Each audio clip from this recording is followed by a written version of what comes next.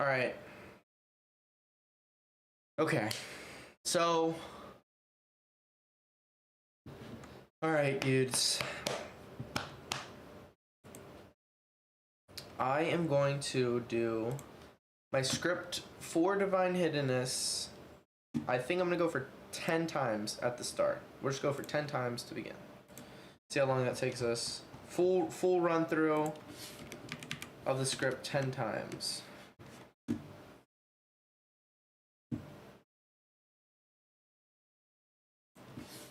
Alright, so record it.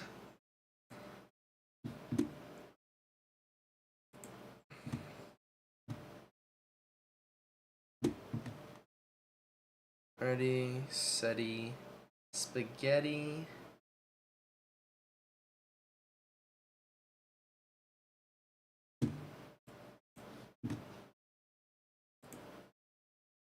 You know what I can do actually is this.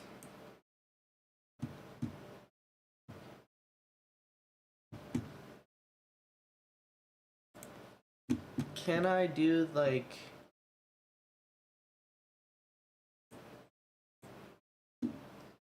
how do I add text? Is there a way to add text? Okay.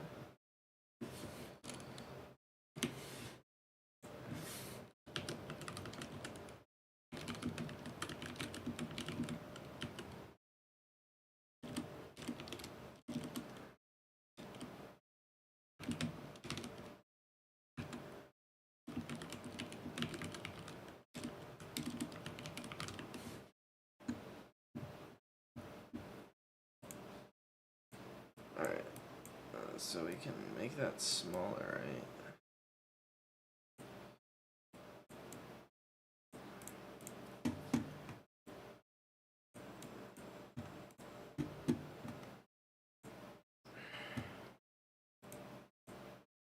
Alright.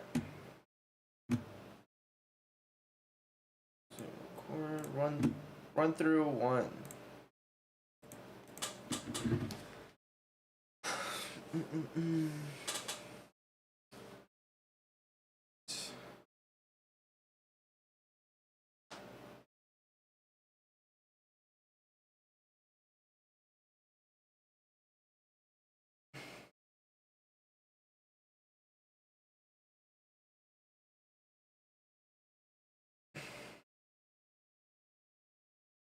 I'm going to give my opinion on the divine hiddenness argument.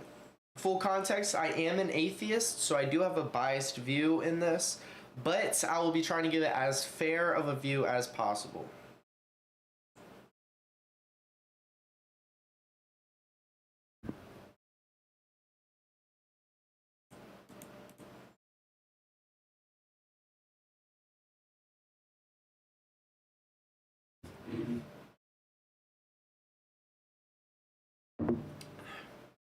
Full context, I'm an atheist.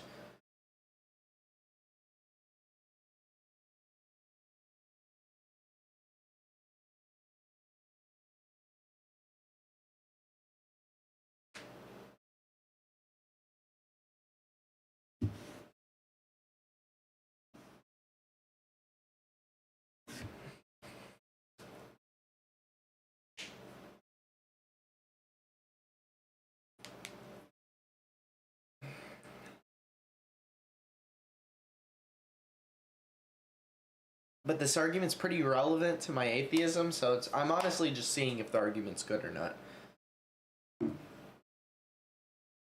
There's a lot of different forms of this argument, so today we're going to be looking at J.L. Schellenberg's version of the argument. It goes like this. If a perfectly loving God exists, reasonable non-belief does not occur. Reasonable non-belief occurs. Therefore, no perfectly loving God exists.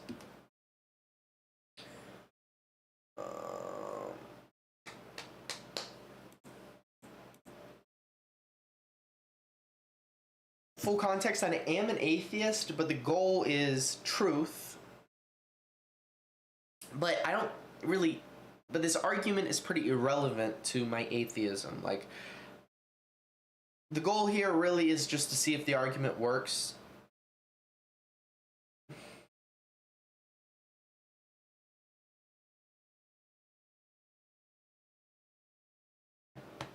So let's see.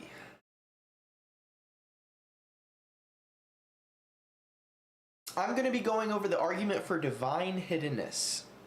So full context, I am an atheist, so I'm slightly biased, but I have no attachment to the argument. I'm honestly just going to see if the argument works or not. Like, if this argument ends up not being a good argument, like, it'll have no impact on my atheism. This is purely just an argument for a perfectly loving God, not God in general.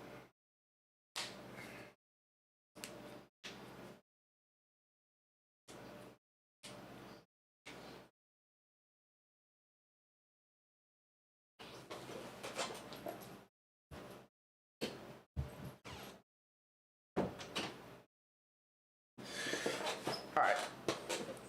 Full context, I am an atheist, but I feel like I'm giving this argument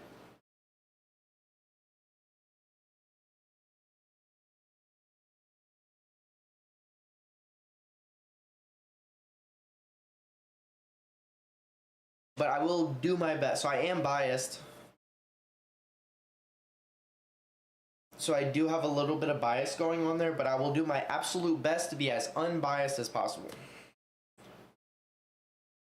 So for context, I am an atheist. I used to be a Christian, but I find the arguments for Christianity. I used to be... Full context, I am an atheist, but I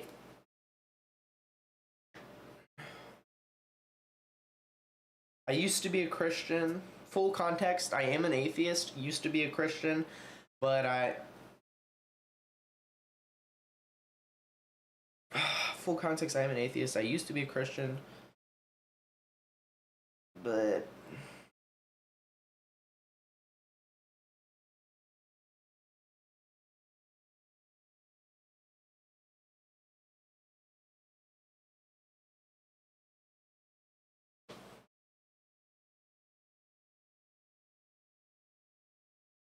I don't need it. I did my best to look at the best arguments for each... What, Loki?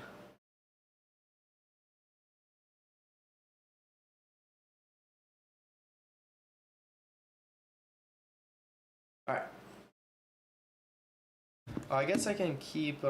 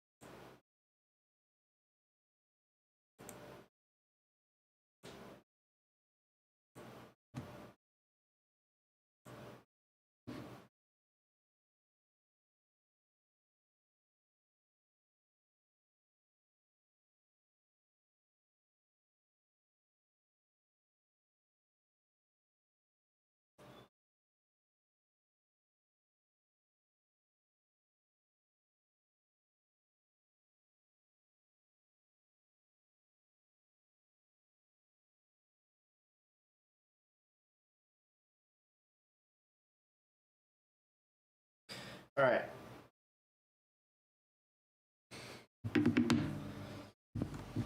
So what we doing?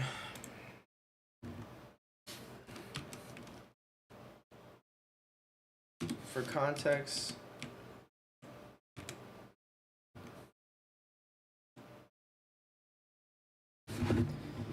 as unbiased as possible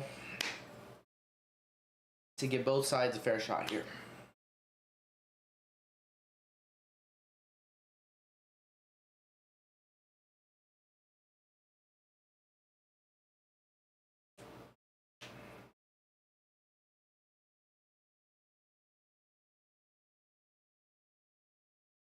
So for context, I am an atheist, but I did my best to find the best Christian.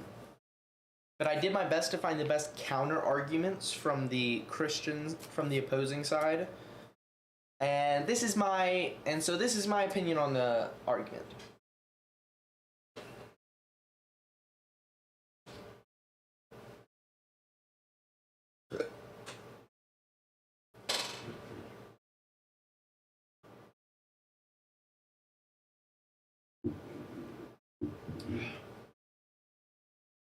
Alright, so premise. Alright. Today, we are going to be going over the argument from Divine Hiddenness. So for context, I am an atheist, but I'll be doing my best to be as unbiased as possible. I looked into the best counter arguments from the Christian side, and so this is my take from the atheistic point of view on if the Divine Hiddenness argument actually works or not. So I'll be doing J.L. Schellenberg's version of the argument. There's a lot of different versions, but his argument goes as follows. Premise 1, if a perfectly loving God exists, reasonable non-belief does not occur. Premise 2, reasonable non-belief does occur. Conclusion, no perfectly loving God exists. So I think the most important thing to do first is to define terms, define what we mean by perfectly loving God, and then also reasonable non-belief. So starting with a perfectly loving God, I think a simple way of looking at what we'd expect from a perfectly loving God is to look at what we would expect from a perfectly loving parent. So I think because God does reference himself as the Father in the Bible, so I think it makes sense. So there's two main things in my point of view, and I think this is pretty agreeable for most people, for what you would expect from a perfectly loving parent. That's one, unconditional love spread equally to each individual, and then two, what that love looks like is to try and maximize the overall well-being of the individual. So not necessarily the well-being in the moment. You're right, you don't want to feed the kid candy necessarily all the time, because overall that's not going to make their life better. It might make their life better in the moment, but overall it's not going to make their life better. Okay, so I think that's pretty agreeable for perfectly loving. Next, what do we mean by reasonable non-belief? So what makes a belief reasonable is when J.L. Schellenberg says reasonable, he means inculpable, which means we wouldn't blame them for not believing it. So a good example of this would be a group of people who are in the desert and they've never seen rain before in their whole life, and then they, as a result, obviously do not believe that rain exists. And so we would obviously know that rain exists from our perspective, but we wouldn't blame them for not believing that rain doesn't exist because they've never seen it before.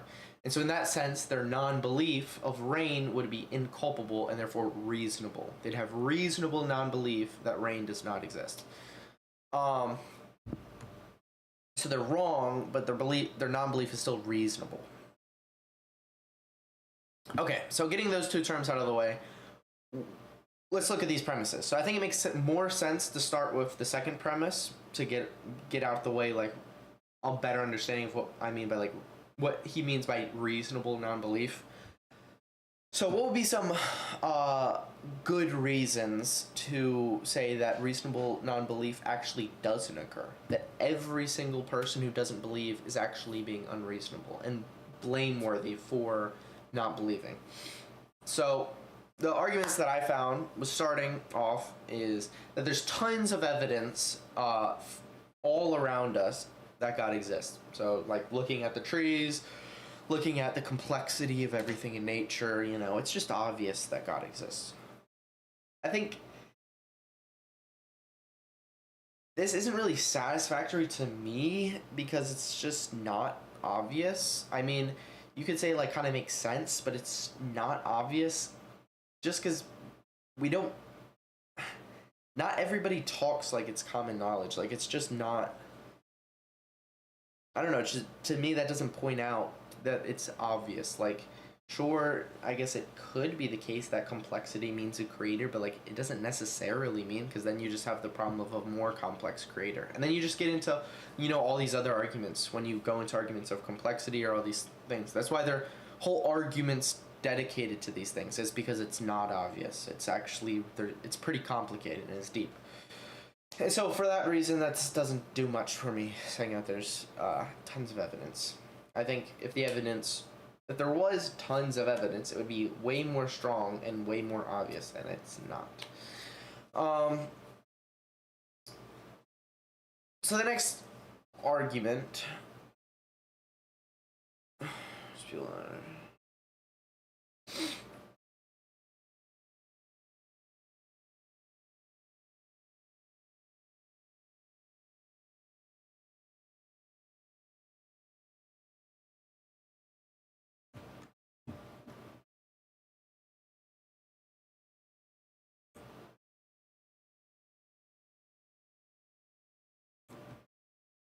Alright, let's...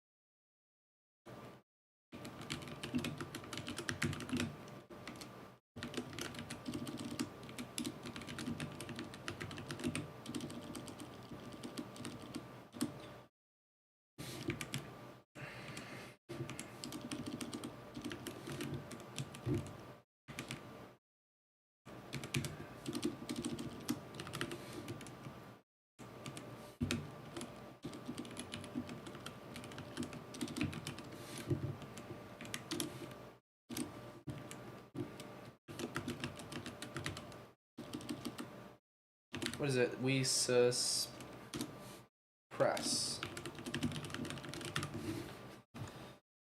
Okay, so there are two main arguments I found with this. One is that we, firstly,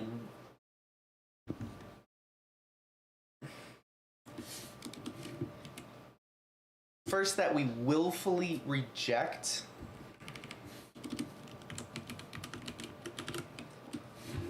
First is that the non-believer willfully rejects the evidence. There's evidence all around us. We see it in nature, the complexity of everything. Things can't just come out of nowhere. And to me, I find this really unconvincing. For one, because it doesn't seem obvious to me. That's why there's whole arguments going super in depth on each of these. The complexity goes back and forth. The argument from nothing coming from everything coming from nothing goes back and forth. Like each of these individual arguments that people say are like lots of evidence that we willfully reject just goes so deep that it's just clearly not obvious. Otherwise, it wouldn't go so deep. And also, I know that I'm not willfully rejecting, so it's just that doesn't do much for me if you say like you are willfully rejecting what you know to be true. Like I'm not, so that just I don't know. It just doesn't really do much for me. But then the next one maybe makes a little more sense, and that's actually that we suppress the truth. So like that that all the evidence does point to God at the beginning, but then over time, because you're sin, you suppress the truth. And for me, this might make sense. And at first, I was kind of agreeable towards this view, like that you do suppress the truth. Because I'm not perfectly rational, I'm not perfect. I can get emotional at times about certain things. But the issue is, what do you do to unsuppress the truth? Because when you take it a step further, it's like, what do you do to unsuppress the truth? And so I'm thinking like,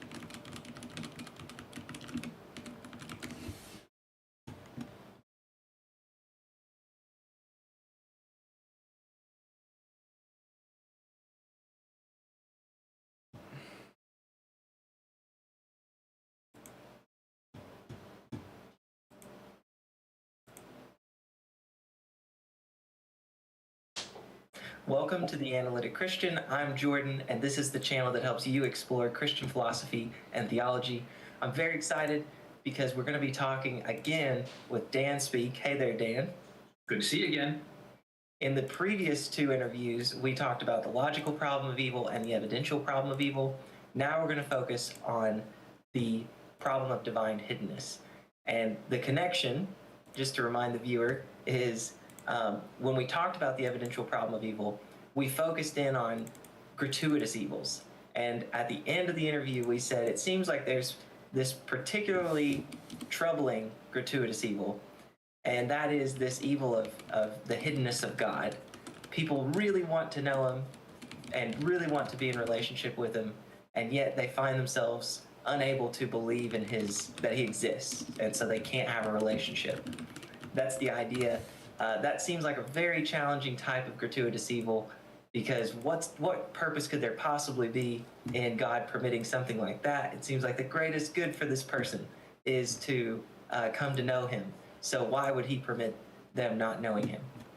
That's what we're going to be focusing on in this interview, and I'm really excited to jump in. So, hey again, Dan, and thanks for coming back on. Absolutely. Great to see you. Good to be talking about these difficult issues with you. Once again, everything we say in this interview and the previous two interviews are expanded on at much greater length, even though it's a little book. It's so awesome. I'm so glad you wrote this because it's super concise. You write very clearly, and it still gets a lot of depth in there. One of the chapters in this book, I think it's chapter 4. That sounds right.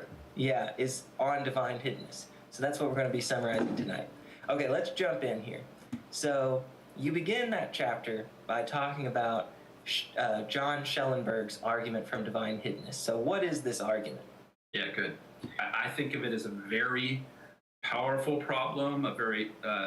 It's not merely intellectual, like the evidential problem of evil. It's not merely intellectual.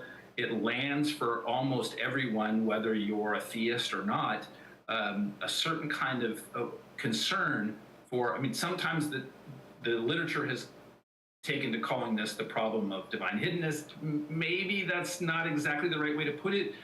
Maybe it's more like the problem of divine silence, or the problem of or the problem of non-belief, as you nicely put it earlier, Jordan. So what I'm basically leaning on here is a fairly influential argument that John Schellenberg formulated. This first formulation of it that I have here on the board was in his 1993 book, and he's updated the argument at various points since then. I don't think any of the updates are going to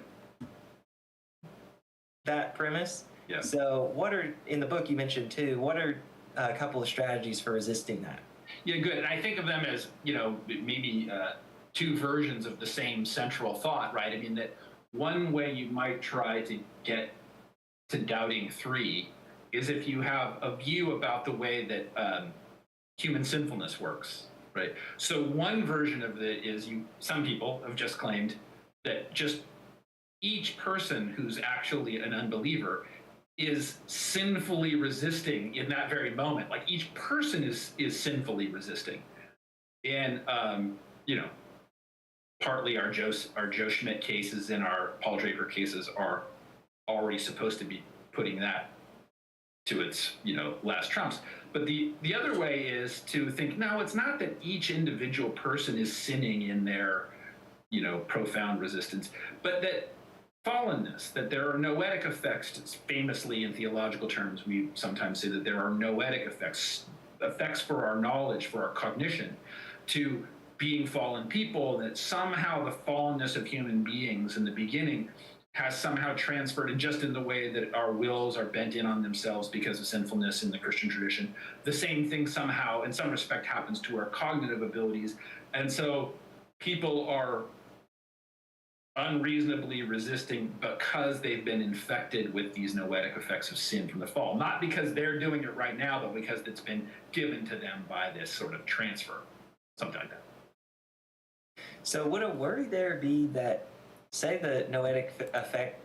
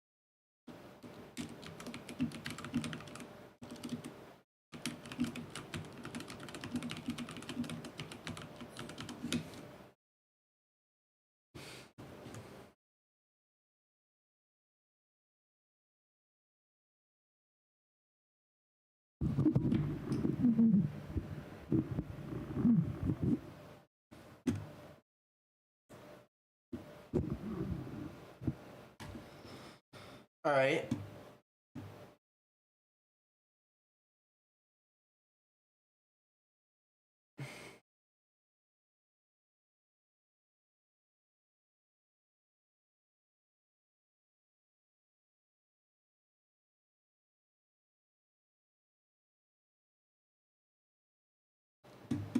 Okay. 22, like, is it when I hit a certain number it changes or something?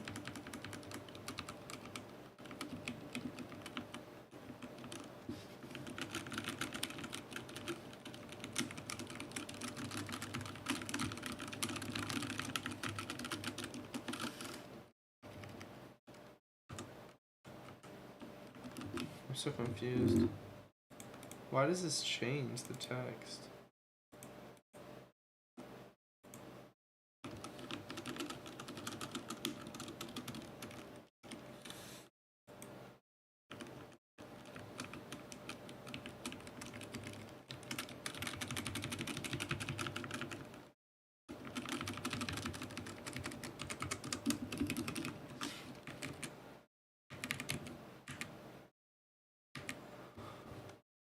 Whoa, whoa, whoa.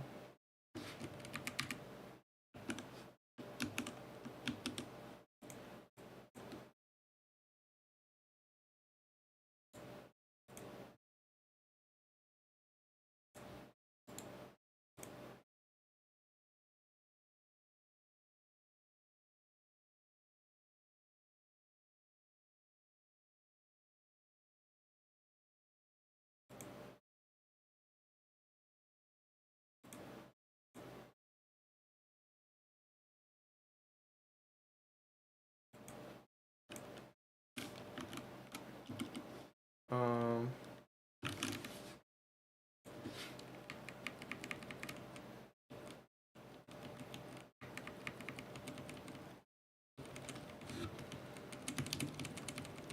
why does that do that though?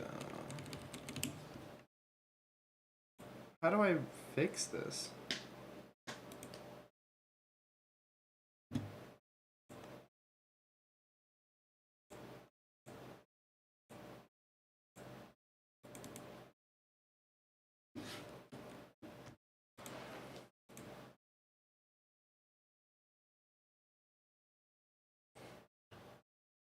I wish I knew how to fix this.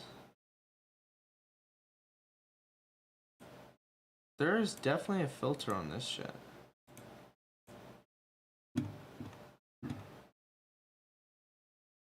%. There's a filter that I don't know how to take off.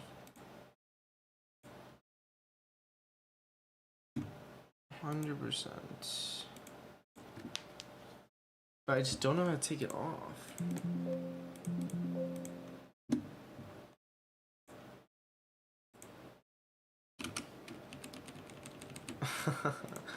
What the fuck?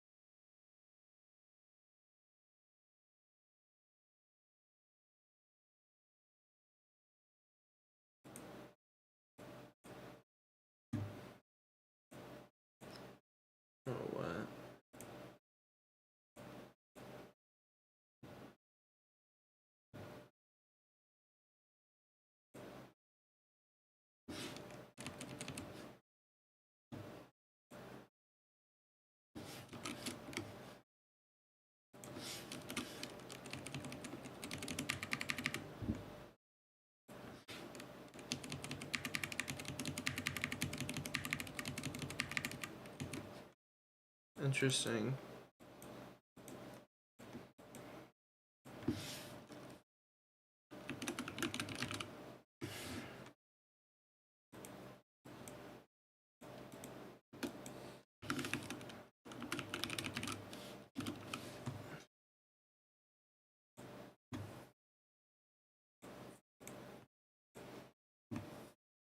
Okay.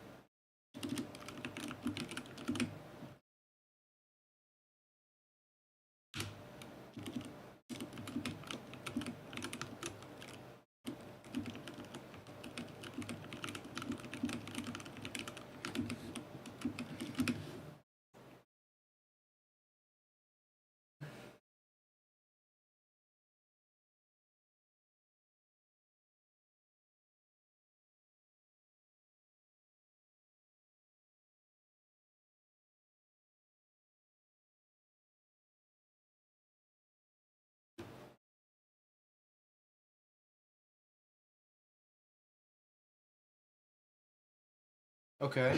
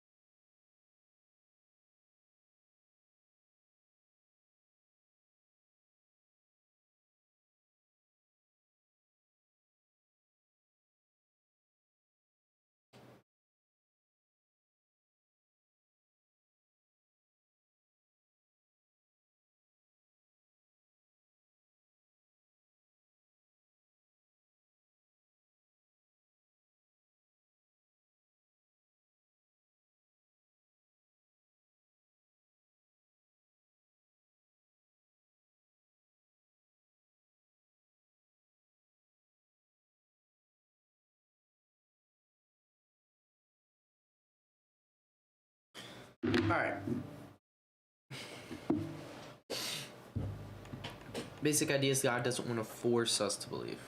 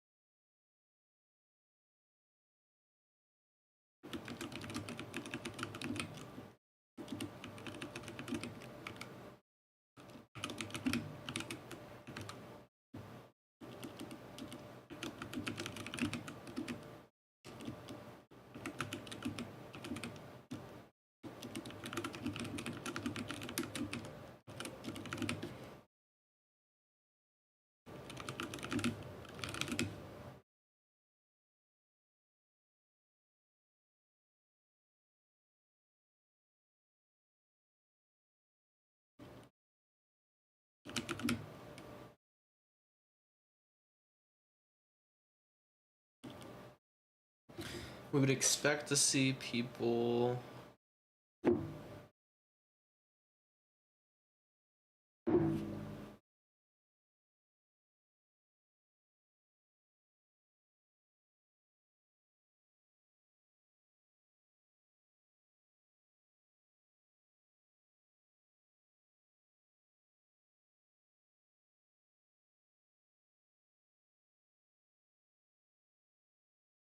We'd expect to see people.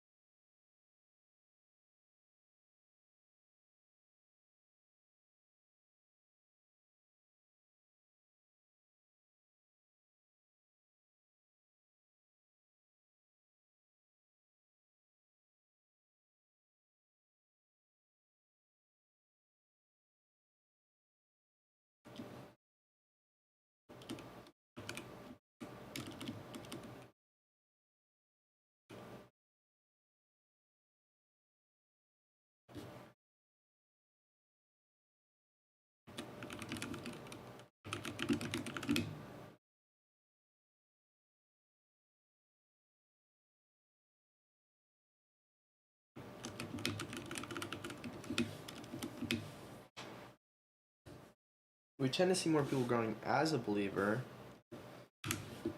And then also,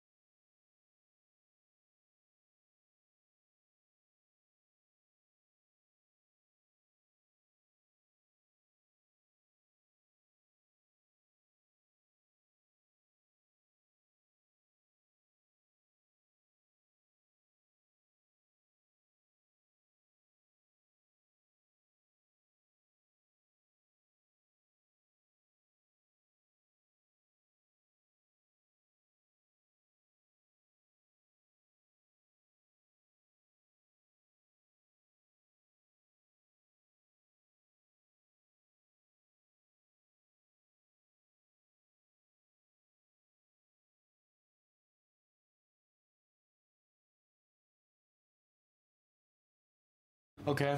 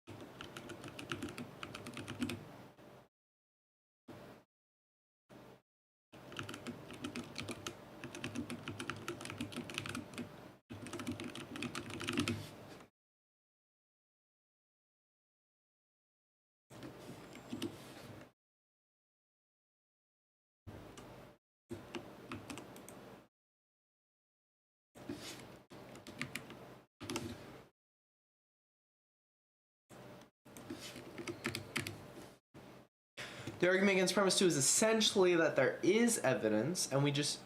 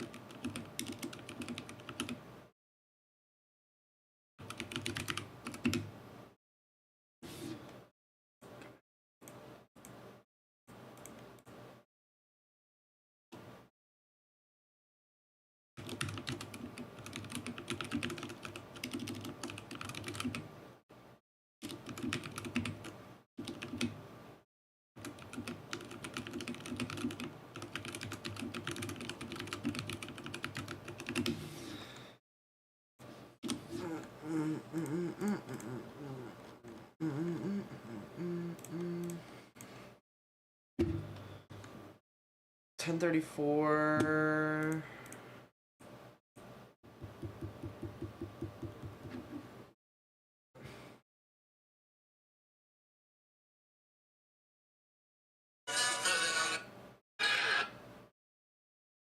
Play a game of Tetris real quick, you know, chill my brain out. And then we will, you know what I'm saying? We will,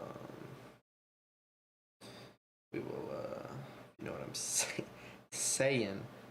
We're gonna get on up and out of here. Just kidding. We're gonna, sorry. We're gonna do our reviews of the, arguments. Do our reviews of the arguments.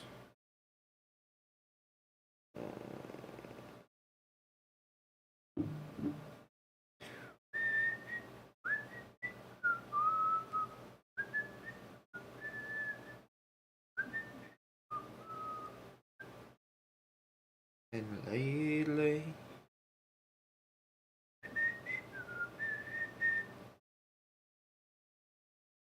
the Riptide or whatever and whoever do. Oh, lately, I don't know. Fuck around and fuck around, fuck around and fuck around, fuck around and fuck around, fuck around, fuck around. They said lately.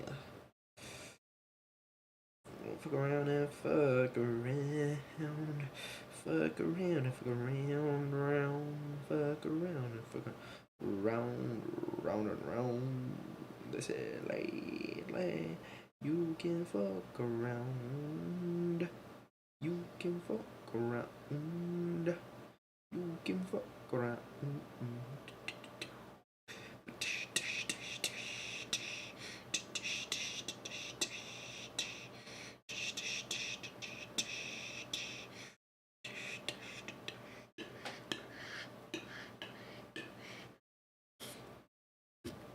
Okay.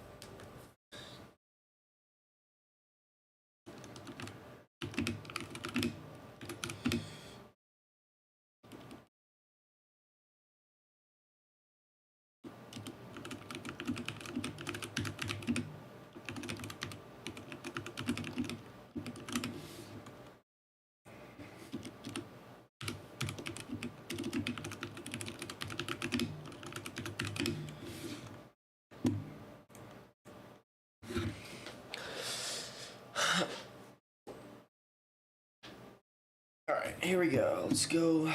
This is number one. So we can say. Do you think I can do 10 full rehearses before I go to bed? Maybe. Maybe. Let's try it, I guess. All right. This is the argument. This is my review of the argument from Divine Hiddenness. Now, full context, I am an atheist, but I will be doing my best to represent the other side as honestly as I can, and to give... I'm an atheist, but I'll do my best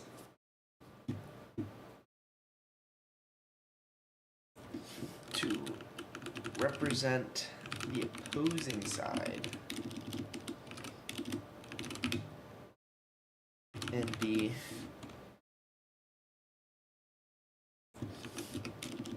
as unbiased as possible.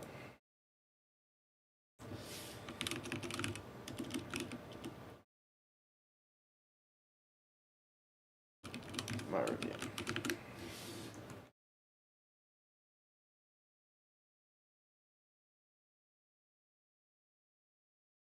All right. This is my review of the argument from divine hiddenness. Full context, I am an atheist, but I will be doing my best to represent the other side as unbiased.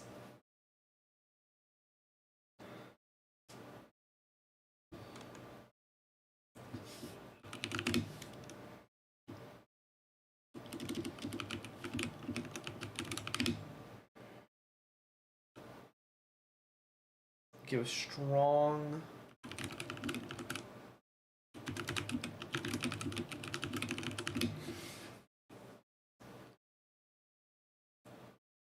and be unbiased in my review. This is my review of the argument from divine hiddenness. Now, full context, I am an atheist, but I will do my best to... Full context, I am an atheist, but I will do my best to give the counter argument from the other side and be as unbiased as possible. Give this... This is my review of the argument from divine hiddenness. Full context, I am an atheist, but I'm going to be doing my best to give a strong counter argument from the other side and be as unbiased as possible in my review. So to get right into it, we're going to be doing J.L. Schellenberg's version of the argument. There's a lot of different versions, but this is his version. It goes, premise 1, if a perfectly loving God exists, reasonable non-belief does not occur. Premise 2 is that reasonable non-belief occurs, and then the conclusion is that, following from premise 1 and 2, no perfectly loving God exists. So first things first, we gotta define terms. So what do we mean by perfectly loving God, and then also what do we mean by reasonable non-belief?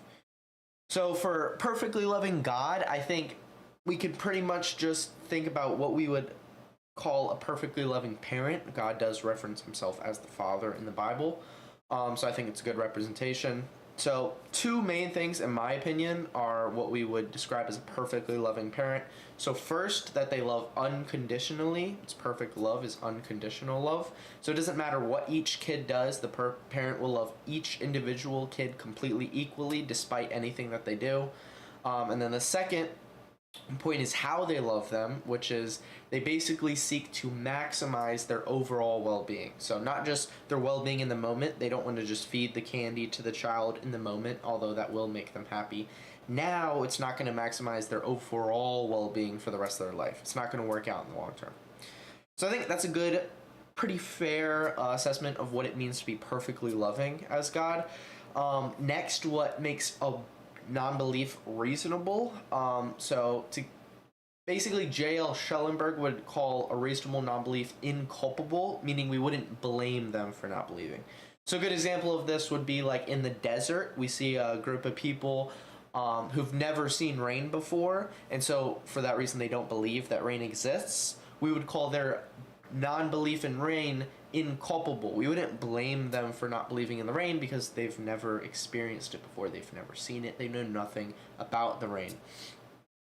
So getting those two definitions out of the way, let's go into the premises. So I'm going to start with the second premise because I think this, honestly, I don't think the counter arguments for this one are as strong. I tried to find good counter arguments, but they were not very convincing to me. But this is my best assessment of the counter arguments because I think we can all kind of agree that there's people that kind of just genuinely don't believe in God.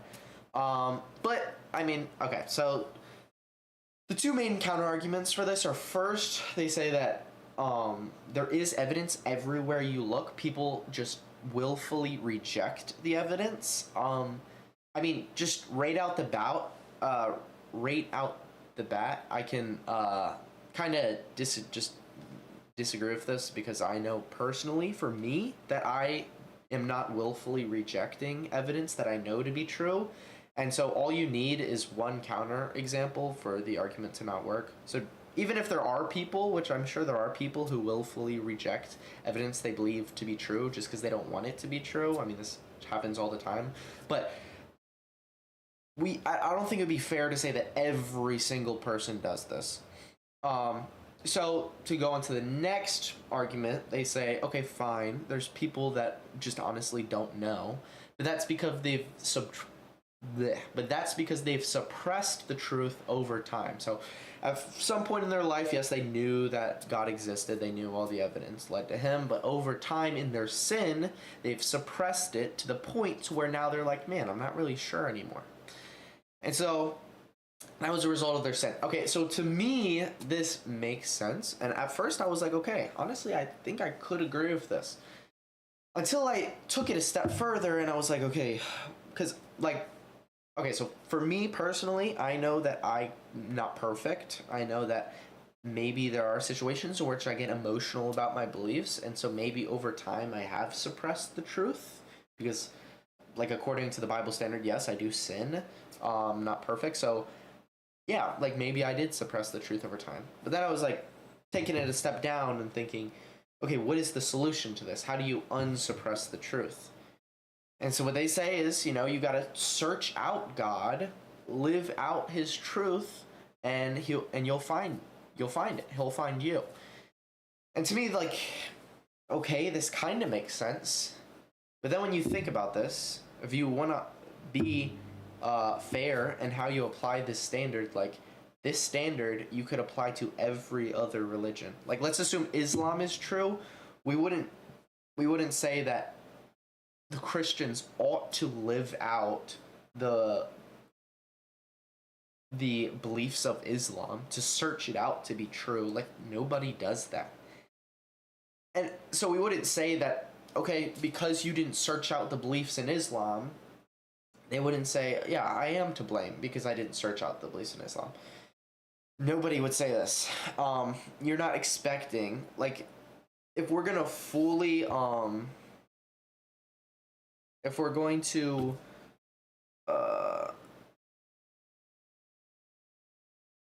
apply this logic equally, we would need to apply it to every religion, meaning every single individual person should seek out the truth and try to live as if every single religion is true individually, which is an totally unrealistic standard that nobody follows. And so I don't think we would say that we are equally to blame if any of those religions are true. We wouldn't be like, yes, we're blameworthy for not believing those religions. No, that's not a realistic standard. And so I don't blame you, and I don't think anybody else would blame you for not believing in those religions. And so if we're not going to apply it to every other religion, then we're not going to apply it to atheism. And therefore, the argument does not work, in my opinion. Okay, so that's pretty much all I got for reasonable non-belief. I don't think that one's that contested. I think we can agree that there's at least one person that exists that has genuine disbelief. That's not really the hot button premise. The hot button premise is premise one. So the main argument, there's a few arguments. I got three main counter arguments for premise one. So the first one's free will. I mean, it kind of makes sense if God wants us to come to believe in him. He doesn't want us to force. He doesn't want to force us to believe in him. He wants to give us just enough evidence to where we can believe in him if we want, but we're not forced to believe in him because it's undeniable. Okay, so I have a few issues with this. So one, if having the option to reject God makes God more loving, more perfectly loving, then shouldn't we have the option to reject God in heaven? We don't have the option to reject God in heaven anymore. I mean, so at least we used to, and that's how Satan and the demons came to about, which is interesting because they are fully aware of God's existence, which brings me to my next issue, which is that they are fully aware of God's existence, and yet they still reject him. So I don't think knowing about God means that you can't reject him. And I can use an example to prove this as well. So let's say there's a guy that's about to buy drugs from some dealer, right? And before the dealer gives him the drugs, he can see into the future, and he can show the guy who's trying to buy the drugs his future. So he shows him right before he buys the drugs, like, hey, this is what your experience of the drugs is going to look like. So he shows him the entire experience. I want to make sure you know exactly what you're getting yourself into. And then he shows him what would happen after the drug experience, how his life would change. He showed the guy ended up getting divorced from his wife, never to see his kids again, ended up getting homeless, living under a bridge, to eventually die from starvation. Totally ruins his life. And the guy's like, holy crap.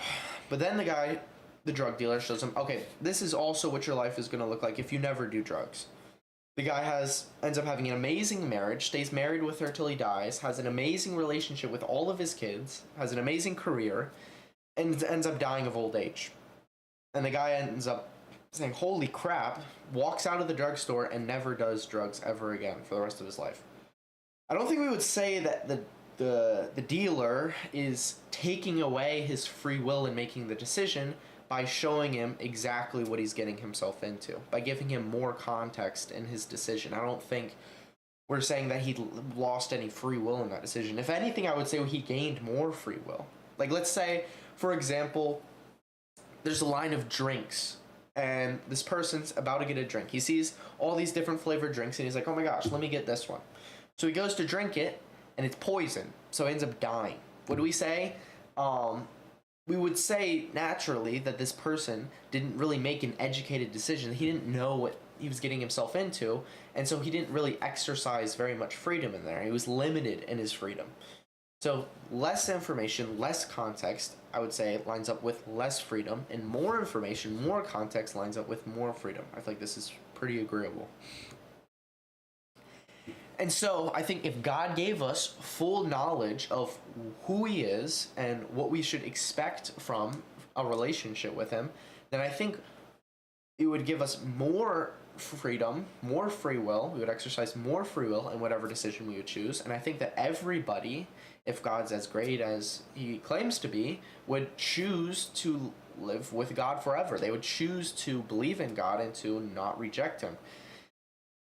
And there, freedom is exercised. There's no free will being enforced, and we have more knowledge of God, and he's not hidden. So, for those reasons, that's why I don't think the free will argument works, but there's more. So then there's the what's known as the soul making or soul building theodicy. It's when God wants to grow characters through him hiding himself. So, essentially, us not knowing that God exists allows for the growth in character and virtues in each of us. Christians who dealt with like disbelief tend to be stronger Christians. I'm like, this kind of makes sense. Like, I mean, we do see this in our day-to-day. People who've been through a lot more tend to be better examples, and they tend to have more context on the situation, and so they can better work with other people who are struggling because they're relatable. This kind of makes sense. The only issue with this, which is a pretty big one, is that when we think of the perfect character, the perfect virtuous human being, we don't think of someone who went from disbelief to belief. We think of Jesus, who has never dealt with any disbelief in his life. And I don't think that we would say Jesus would have been a stronger person if he dealt with disbelief and then came to belief. We'd say that Jesus is already perfect in and of himself. So that's my issue with the soul building one, is just Jesus. It completely contradicts it. There's one more, which is kind of similar, which is the greater goods theodicy, which essentially says that God remaining hidden allows for the development of greater goods overall. I actually had one more issue with the soul building theodicy. I forgot to go into it, and that was that the theodicy is more so for why God would delay belief. Because these people who are super strong characters went from not being a Christian to becoming a Christian, but it still doesn't explain the people who die never being a Christian. It only explains delayed belief. Okay, so greater goods. Okay, so my first issue with the greater goods is that it's not really clear what the greater goods are and why these can't be achieved through everybody just believing in God. Like, what goods can't be achieved? What are goods that can only be achieved by God remaining hidden? And the only good that I can think of is coming from a lack of belief to belief in God. Like, that's pretty good, going from not believing to believing. That's a good that's achieved, but it's the only good that I can think of that's achieved. And again, If we're saying that that is greater than if you would have just always believed, then how do we explain Jesus? Would we say that Jesus would be greater if he went from non-belief to belief? I don't think so. And so, for that reason, I do not think that the greater goods theodicy works. So, to summarize my arguments, the argument against premise 2, the counter argument for premise 2 is essentially that we suppress the truth. So to summarize,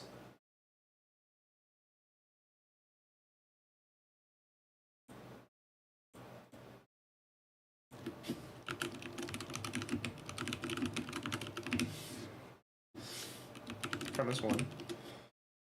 So to summarize, the argument against the idea that reasonable non-belief occurs, premise 1, is essentially that we suppress the truth and that we need to search for God.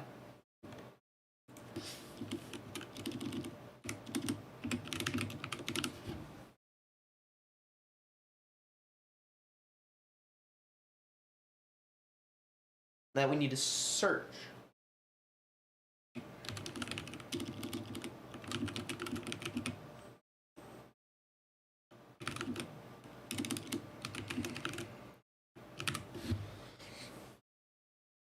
So to summarize, the argument against the fact that premise 1, reasonable non-belief occurring. So to summarize, the argument against premise 2, the idea that reasonable non-belief occurs, is essentially that we suppress the truth, that we actually did know that God existed, and that so we used to believe, but that we suppressed the truth over time. And the way to get around that is to actually search for God and live out his truth. To which my response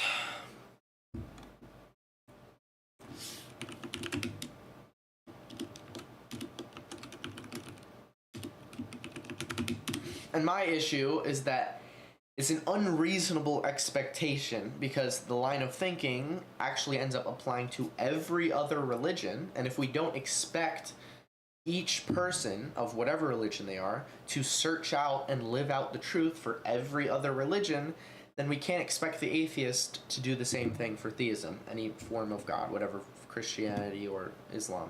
We can't expect that out of them. And so, if it doesn't apply to every other religion, then it does not apply to the atheist. My argument...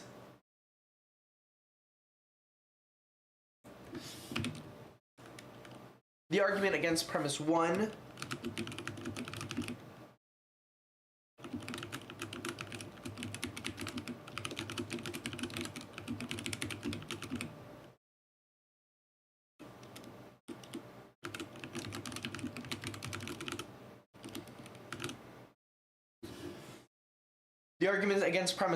the idea that a perfectly loving God would not allow for reasonable non-belief to occur, is that God either loves us more by giving us free will, or that non-belief is actually preferable because it amounts to something greater.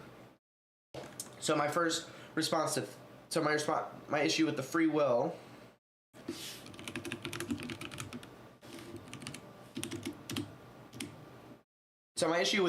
is first that there's no free will to reject God in heaven.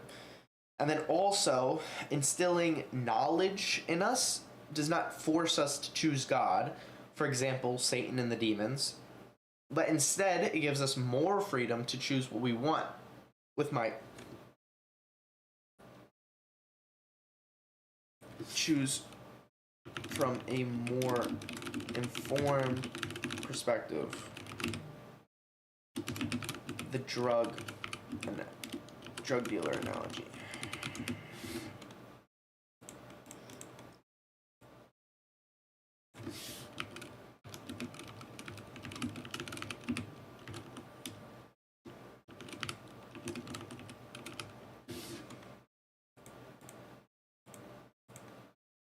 The guy buying drugs analogy. And this would actually still result in everybody choosing God, and we have the freedom to do so.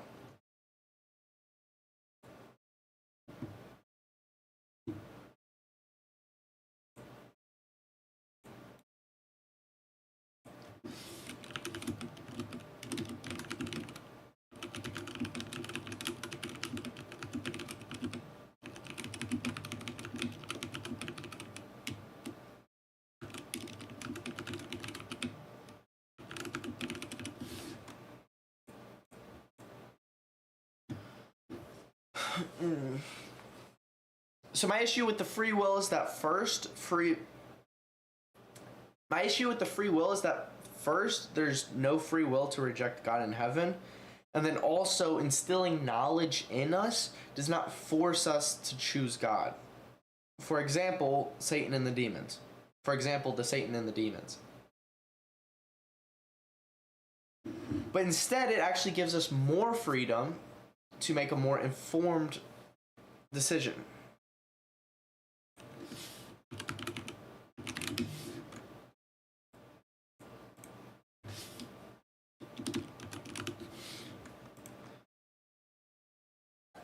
Actually gives us more freedom to make a more informed decision. For example, the drug.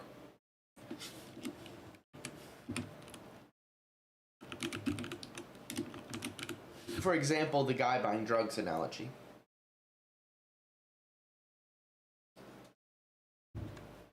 And from a more informed perspective, we would still choose God while remaining free will.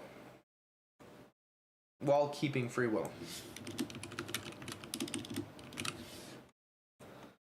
The issue with saying non-belief is preferable is because it's inconsistent. My issue with saying non-belief is preferable is because it's inconsistent with Jesus. That same logic would lead us to saying that Jesus would be better if he dealt with some sort of lack of belief. So in conclusion, I do think the argument from divine hiddenness works, but with that, I will add the major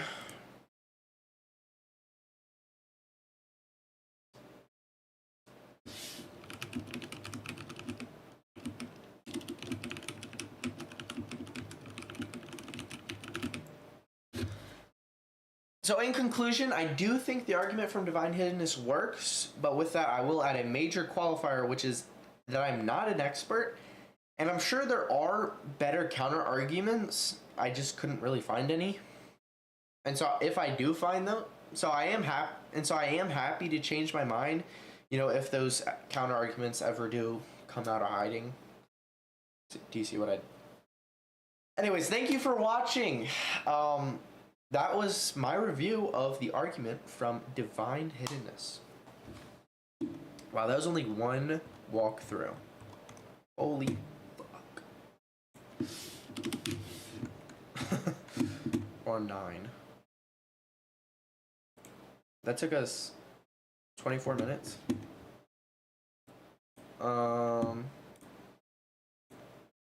Yeah. I guess, yeah, I could do all of them tonight, but let's just do lucid dreaming. We're gonna do some lucid dreaming. I guess I could do some lucid dreaming, how would I do this?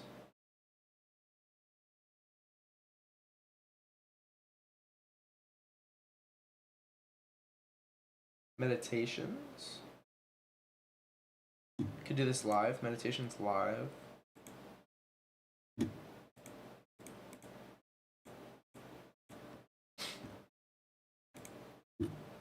I want some water.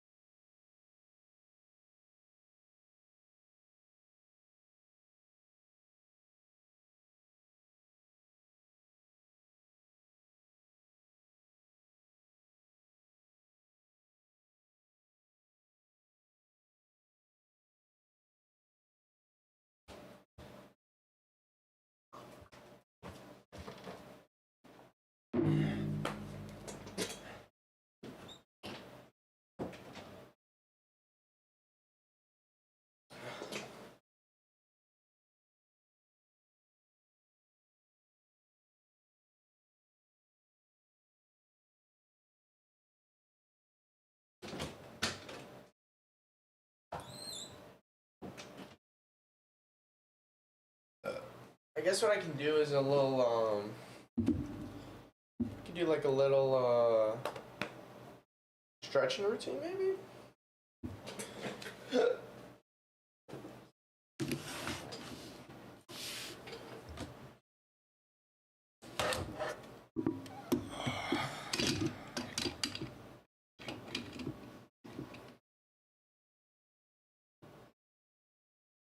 Does this work?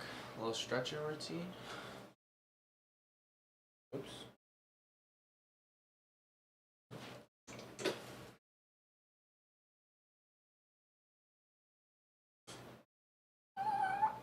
Yo, this hurts my back.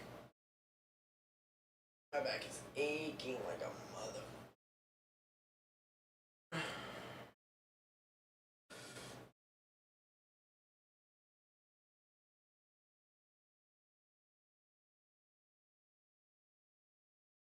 Ah, fuck. Let's do. I guess we can stretch on the foam roller, kinda. Look, you don't even know what I'm doing right now. I feel like. Do you even know what I'm doing?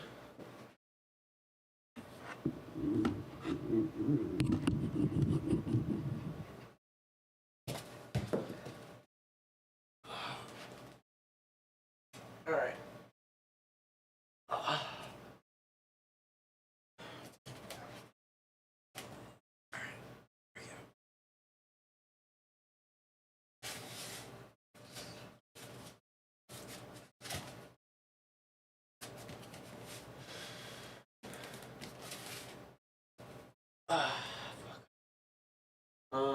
I need something smaller than this.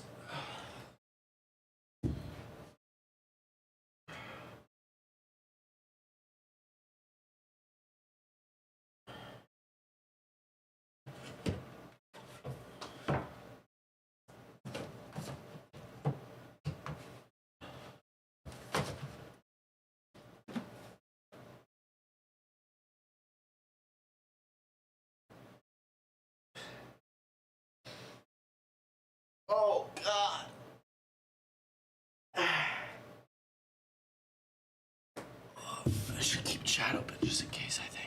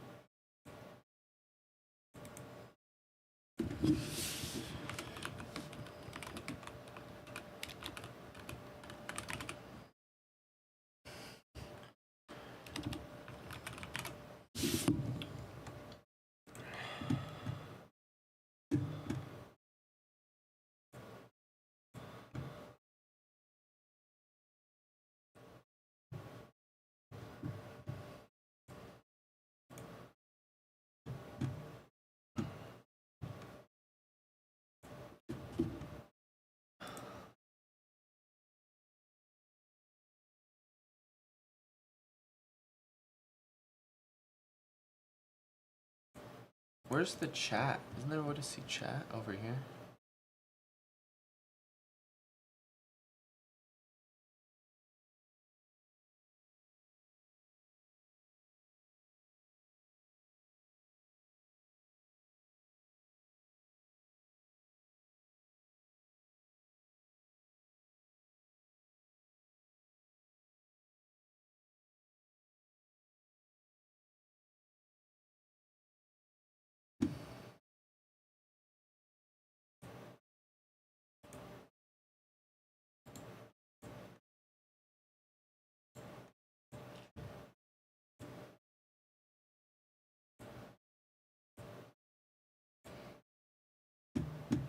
Um.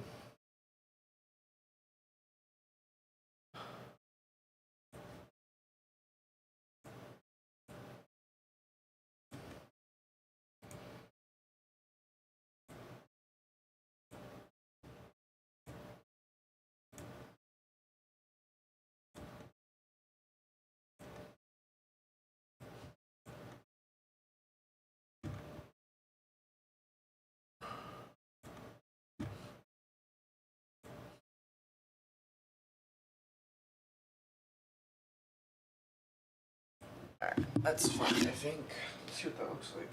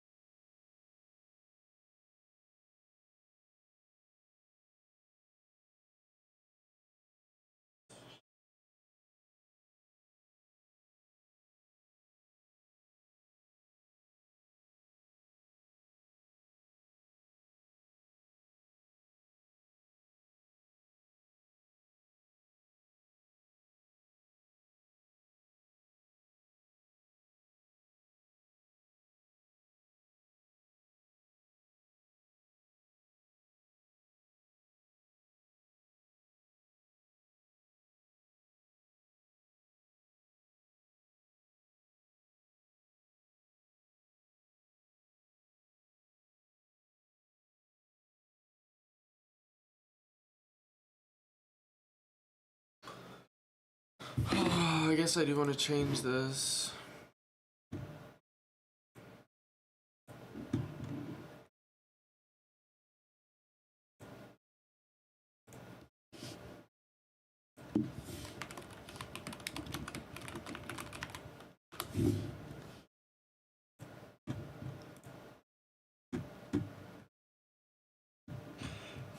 I guess I do want to change this.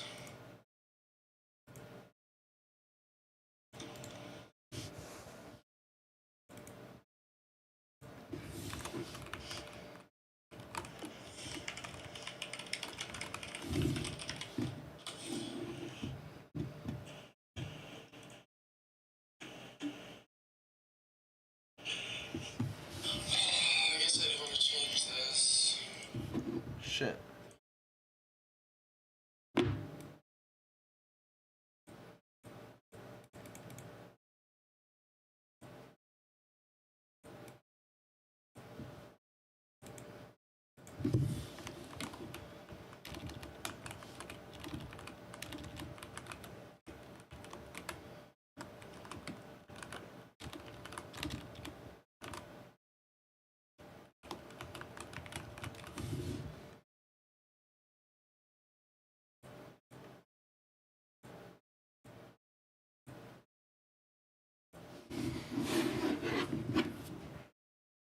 All right.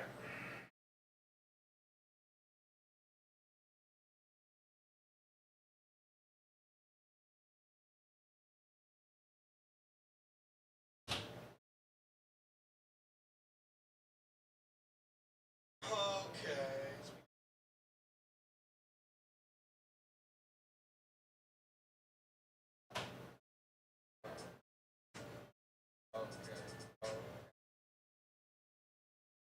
I wasn't even rapping. I was kind of. I wasn't. Okay.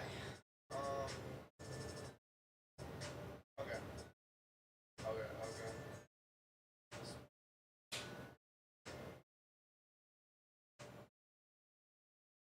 Maybe it's the. What it probably is. Hat.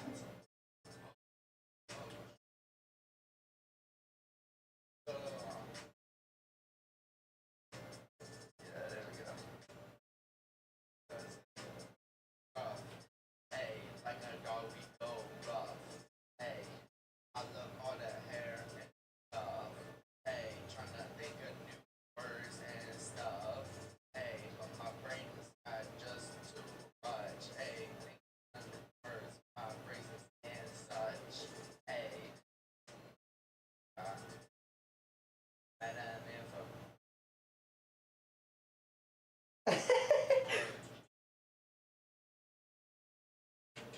going to work, brain the intensive. This one. I don't even know. So now I'm rethinking things. I don't know if this is the best. You would think it would be, but I'm not like forcing myself to think of it as fast. Maybe this would help. I don't know.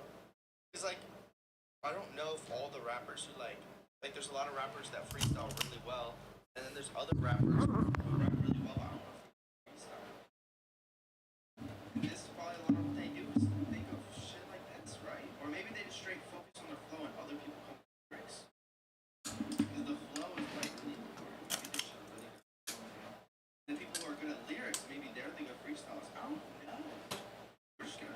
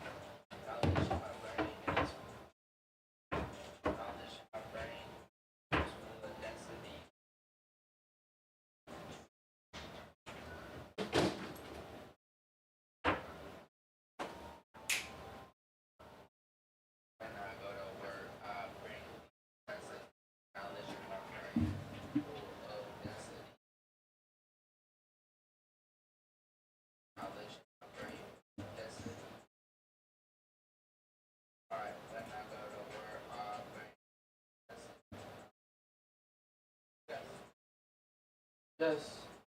Success. Say yes. Just.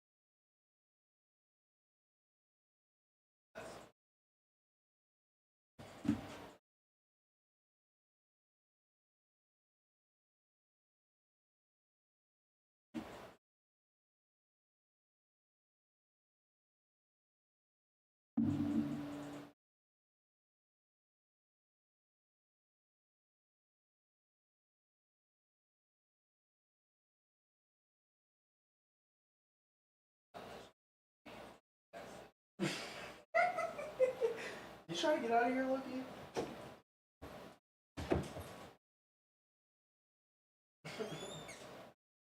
You want in or out? Think of your mind. Alright. What's going on? We're gonna stretch. Let's stretch. Let's stretch. We're stretching. Stretch. Stretch. Stretch.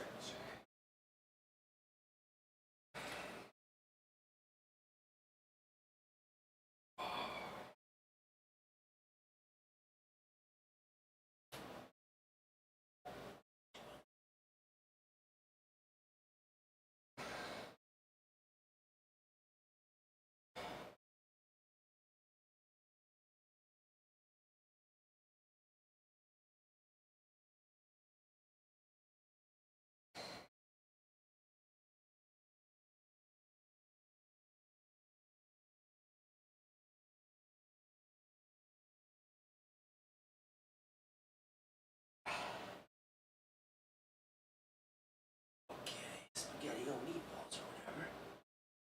I'm feeling extra clever.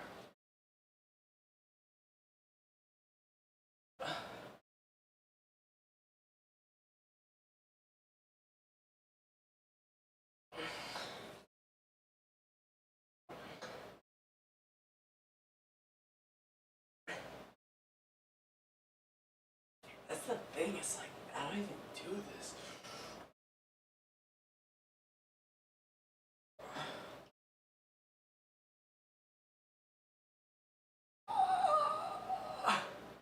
I think this is it. This is what I'm looking for.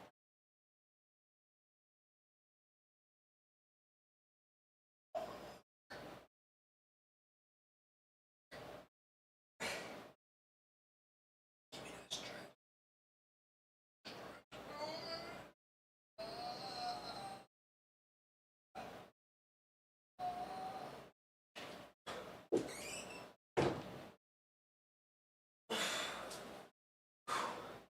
Alright, let's do the other foot now.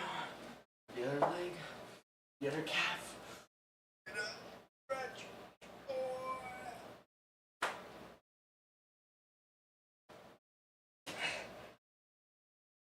Oh yeah. Oh yeah, we like it. Oh, that's it. Oh yeah. Intense. We need intense stretching.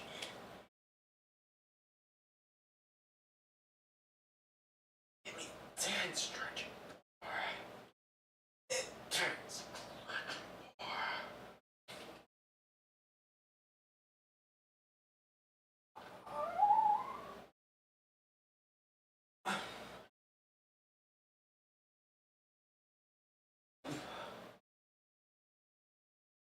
Somebody shake it. Somebody shake it. Shake it.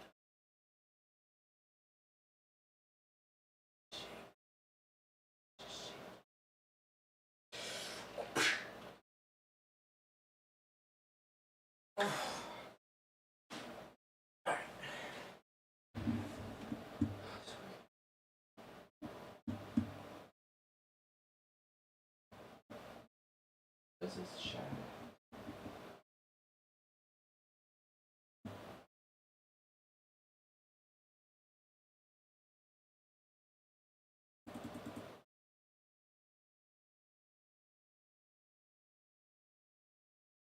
There we go. Alright. So we can do these two.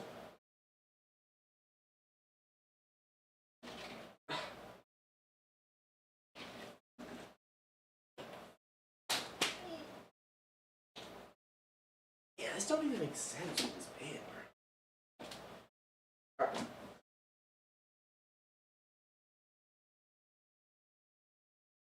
Actually, Kenu, I think I can walk, right? Oh, that's about to be crazy. Okay.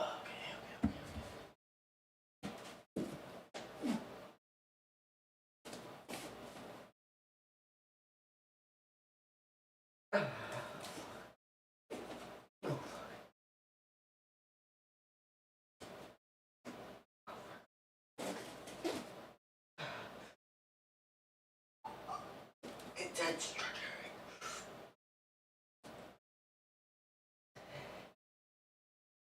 Stretching. Oof. Fuck, dude.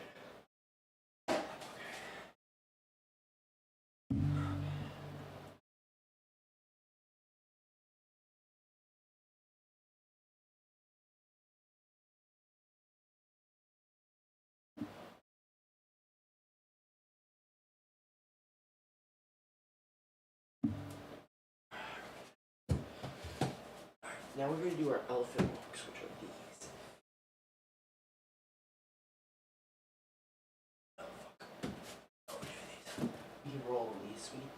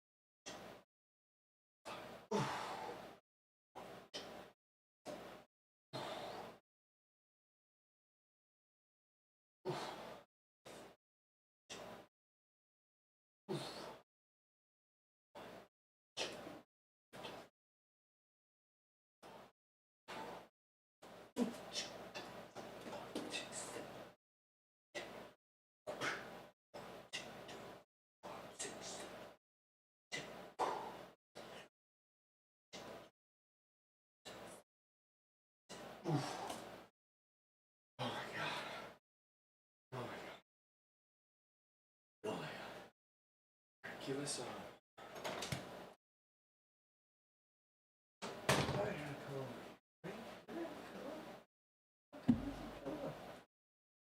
What's going on?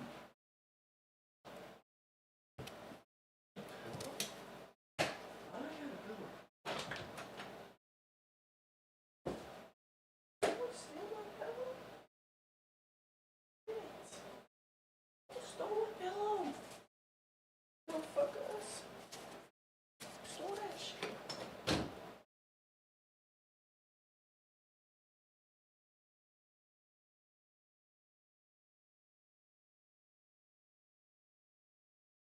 I don't know.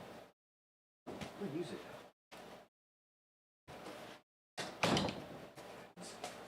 Let's get some good cha-cha. Actually, ooh.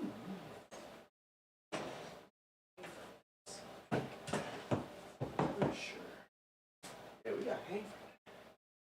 First, we'll stretch though. Alright, so stretching. Oh, fuck. Why are you such a little sensitive little baby? You just grow up here already. Little baby.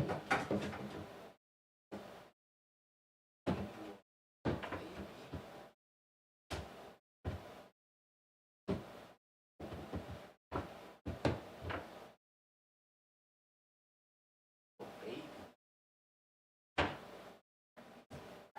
Let's go.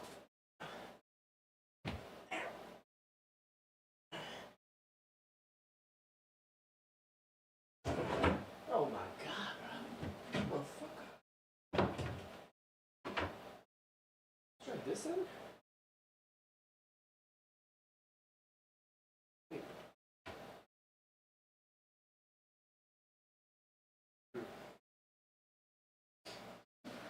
Yes, we can. Oh god.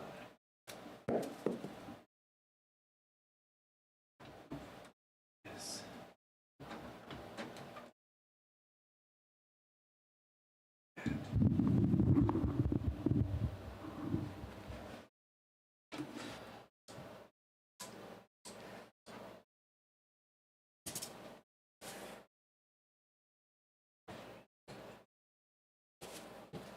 So, this one, two. Alright. I think it's like this, right?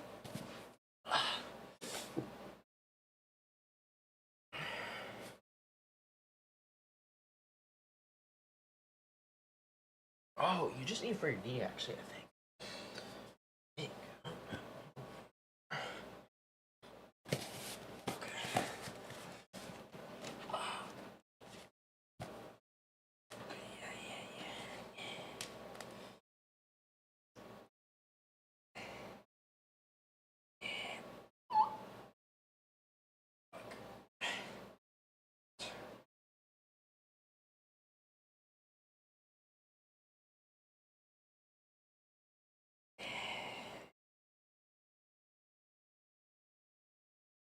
Yeah.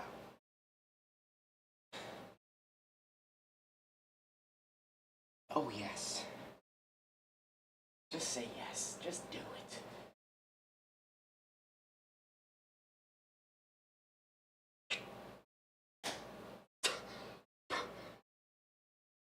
Okay. Alright.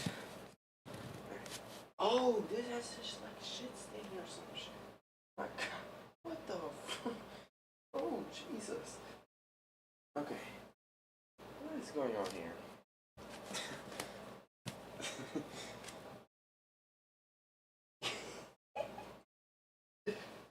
Stay with me. Oh, yes. This is what I've been asking for. Fuck me, crazy. Don't look at crazy. Don't let me get crazy. Oh, man. No, boy. Not let me get crazy, boy. There we go. Fuck. This is working. This. I'm doing it.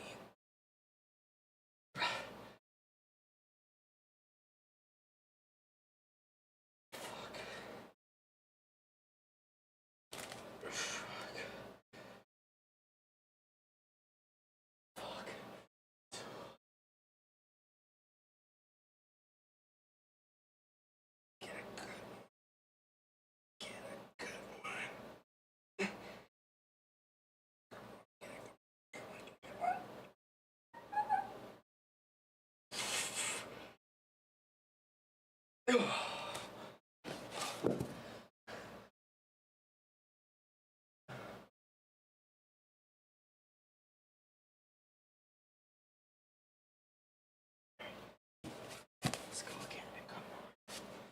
Let's go. Let's get intense. Shake my on here.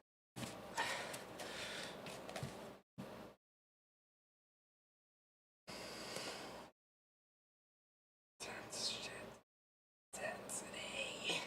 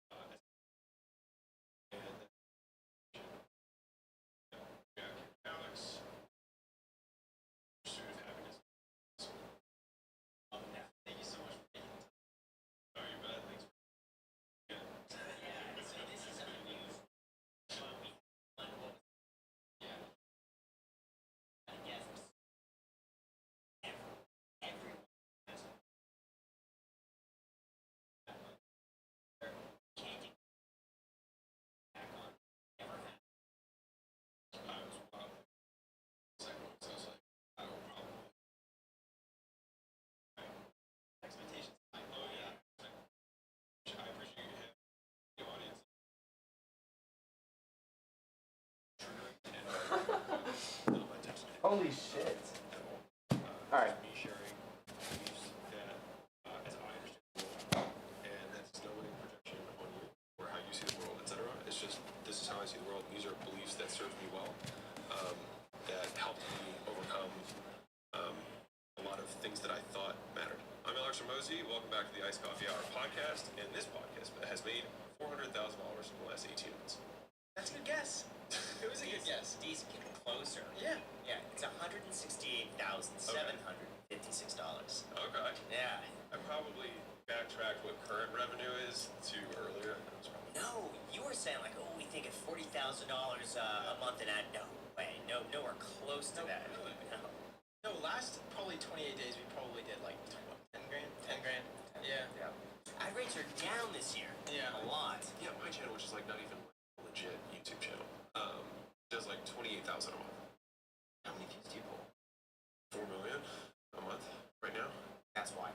Yeah. So we get, because we only post once a week, so we only post 4 episodes every month. Okay. Because of that, views are around like 1 to 2 million a month. Okay. Okay. Yeah. Yeah. Because you probably have a big, I would imagine, decent businessy audience. Because mine's pretty much all business owners. Yeah, the RPMs are definitely pretty high in our audience. Right? Okay. Yeah. Yeah. What we need to do, we need to post twice a week. That's the only way we're gonna take this podcast to the next level, because we kind of hit. I don't want to say we've done as much as we could for 1 episode a week. Yeah. Gotta go to 2. Yeah. That's the next step. I agree. So. Thanks, Alex. As resident YouTube advisor, Thank you. Between everybody Thanks so here, much. Yeah, we'll do it. Yeah. We'll do it. So I gotta say, man, I've really enjoyed this story of yours. I listened to the My First Million podcast of you, and I thought it was really good. And you gave such a complete breakdown on just like sales, being an entrepreneur, and making a ton of money. So tell us, yeah, and that's the important part we're gonna talk about today. So tell us your story. Did you go to college? Yeah. What were you like as a student? How did you get these ideas? What did you want to be when you grew up? Well, Yeah. yeah, that was definitely like my primary goal. So I was actually a really good student. I don't think I'm a traditional entrepreneur, like, school failed me, like I couldn't focus on classes or anything like that. Like I was actually a really good student. I was vice president of the paper. I was editor-in-chief of Creative Magazine. Did 3 months of sports. Did it all. Went to Louisville for my undergrad. Graduate years. Just kind of was always like trying to just push. A lot of that was because I had like the traditional Middle Eastern parents who like 100 different tests that you got 100 on, but this one you had a 99, and then they're just like, Failure, yeah. like that was actually like, oh, never mind. Okay, that's useful. And so anyways, I did that, and then kind of followed the path, which was management consulting or investment banking. After you kind of go the right path, I did consulting because it's more interesting. I did defense contracting, so I was in the public sector, so I did space cyber intelligence, military for 2 years a week. Did that for 2 years, which sounds really cool. It was actually transcribing interviews and then filing 600 notes and then color coding them and then trying to something, make a 20-slide deck that would be sold for $4 after military vacation.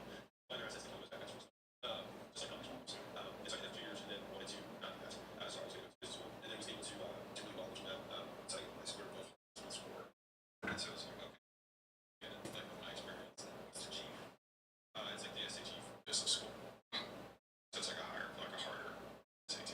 So, and then anyway, and not making, I took the money, like I like fitness, like maybe I'll do something there.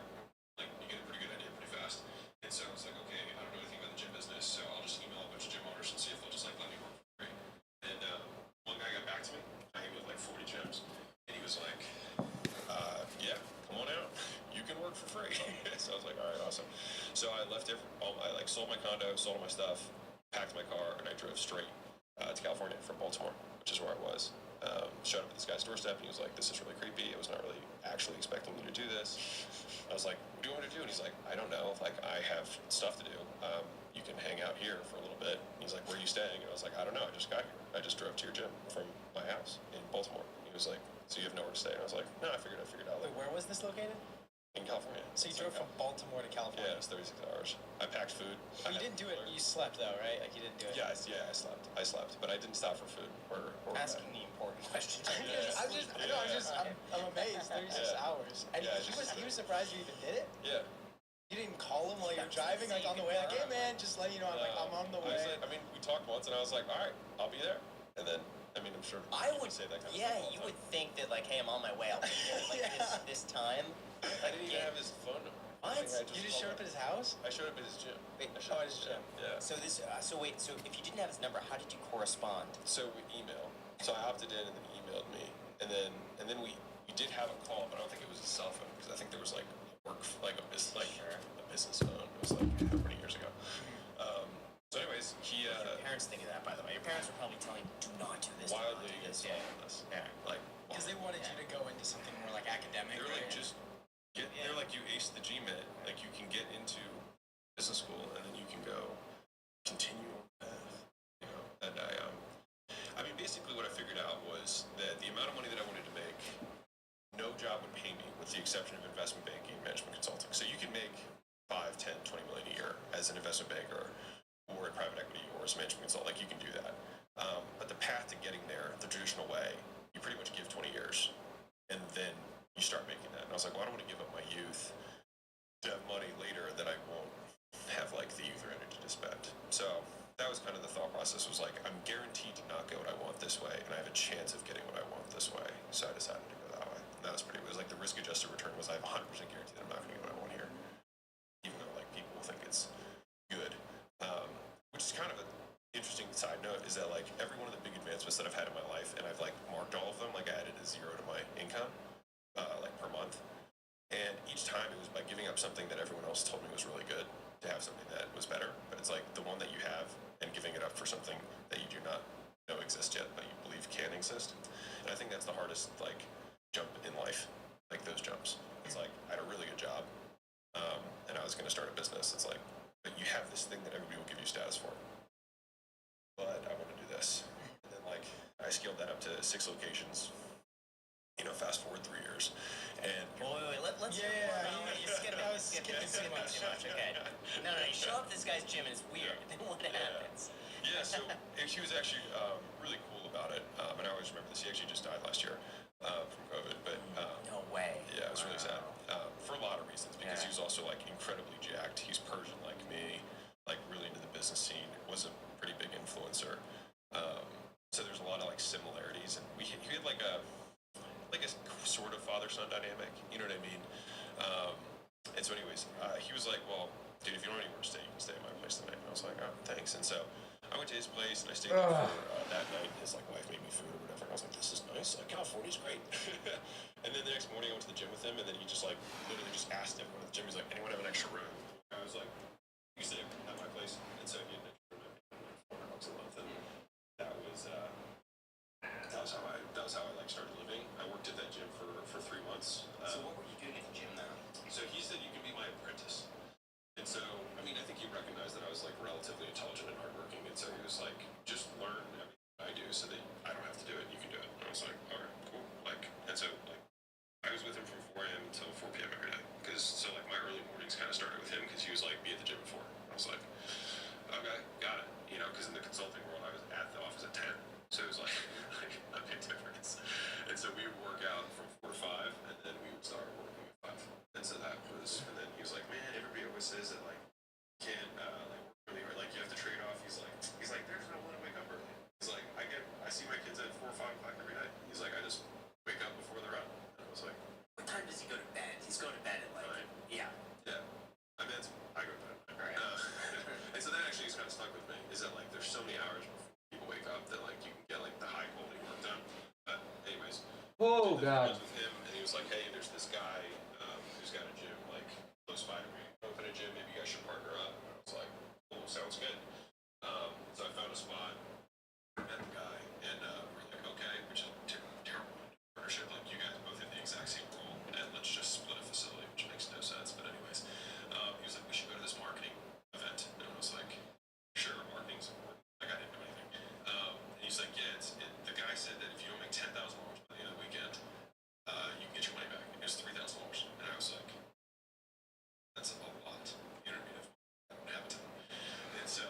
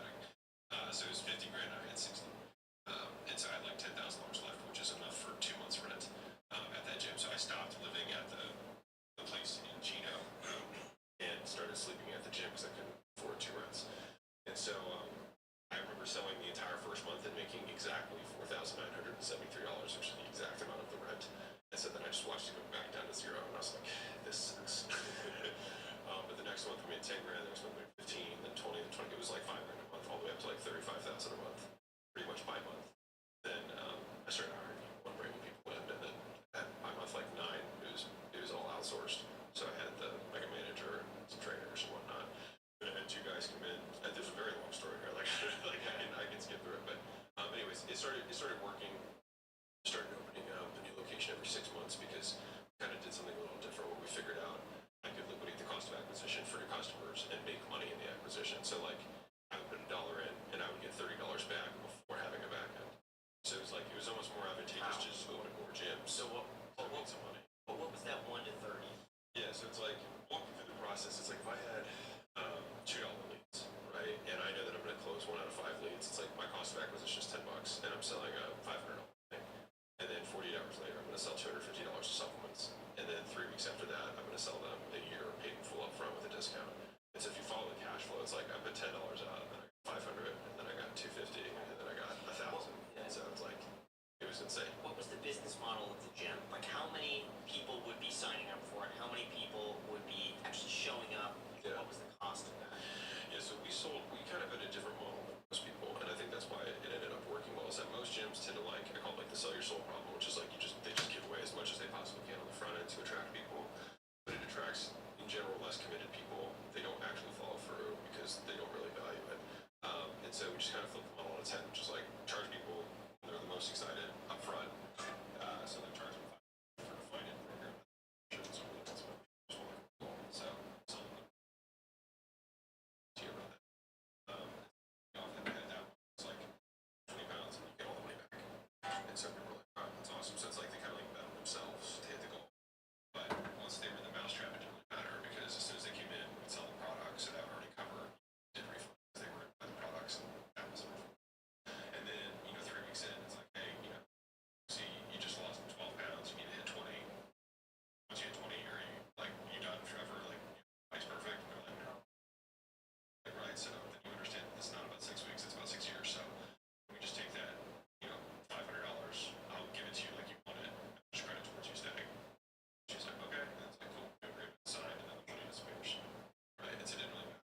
And so, and then yeah, we give pay for the year discount if they wanted to pay it all. Then we just count it off of like the next 12 months or whatever. Got it. How did you lose the 20 pounds? How do you stick with that? Is that with the trainer, or is it like if you follow this planned outline?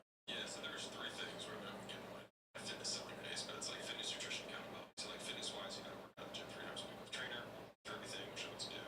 Can you do that? Yes. So nutrition.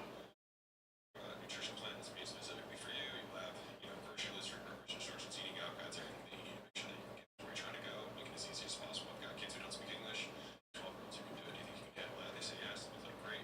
Everything is accountability, so it doesn't matter what plan. Sold 4,000 days, so I can still do it in 10 years. And so it's like, I can give you the best plan in the world, best training, best nutrition, but if you don't show up, it doesn't matter, right? Okay, cool. So the reason that we have such high success rate is that we have 3 forms of accountability. One is that you have peer-to-peer accountability, starting with the same spot as you. Next is you have alumni accountability, so people further ahead, sure you have what they've done. And then you've got expert accountability from coaches who have done this 100 times, right? And the last one, and the most important one, is that the reason we have the success rate we do, which at that time would have been 70% of people who started with the goal, which is pretty impressive. It's actually way more impressive than honestly weight loss programs. Is that people basically make a bet on themselves, and so you pay $500, do everything, you hit the goal, we'll give you the whole thing back, right? And that was pretty much the explanation. So it's like, Alright, I think that's pretty much all the stretches I want to do, honestly. Really only want to do my legs. My back. That actually felt pretty good. So next we will do meditating.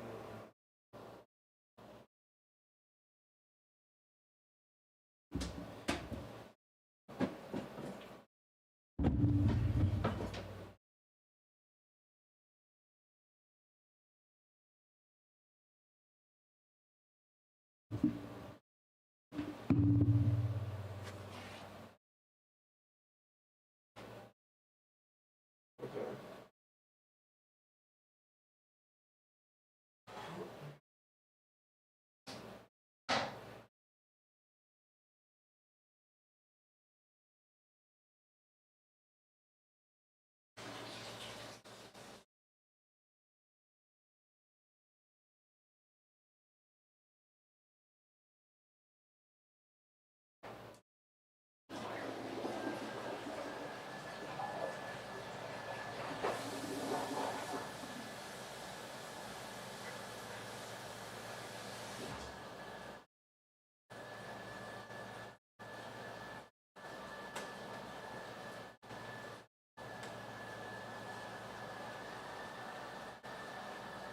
let's do this meditation first.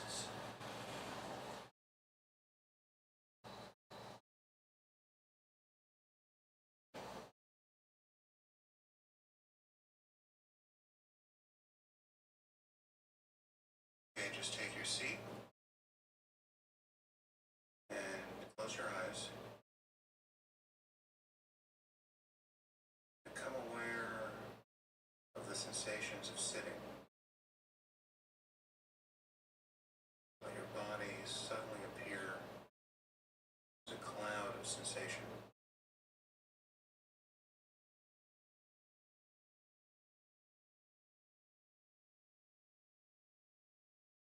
As you begin this session, resolve to give it 100% of your attention. These might be the only minutes in which you pay clear attention to your life today. Hopefully not, but some days are like that.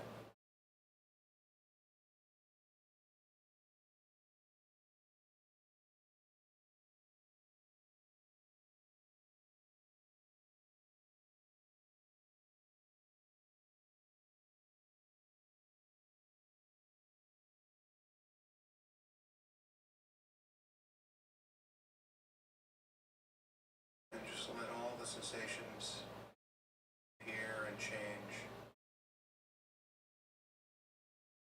Simply let your mind be the space in which these changes occur.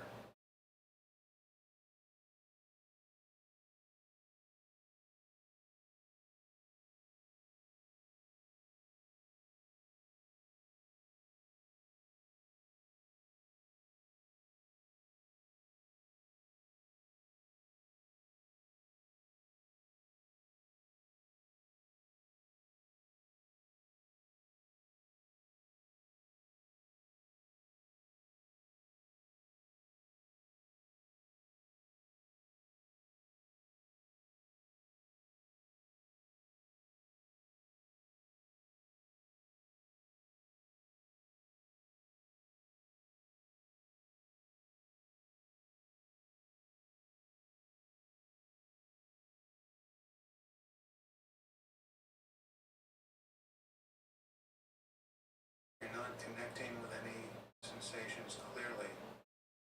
Really notice what's appearing as hands, feet, and legs, and arms, back, shoulders, face, and head.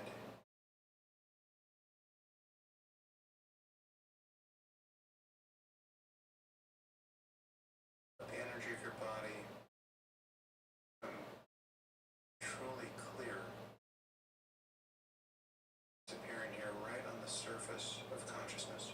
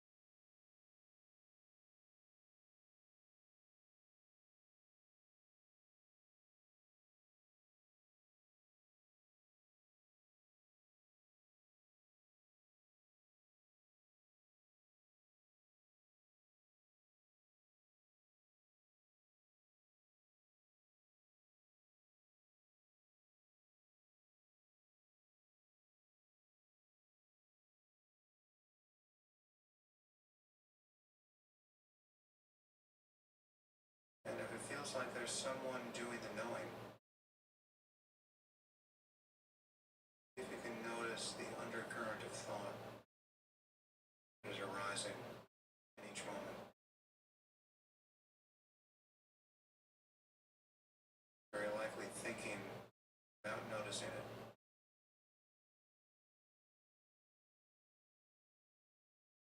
the space in which thoughts, sensations spontaneously appear.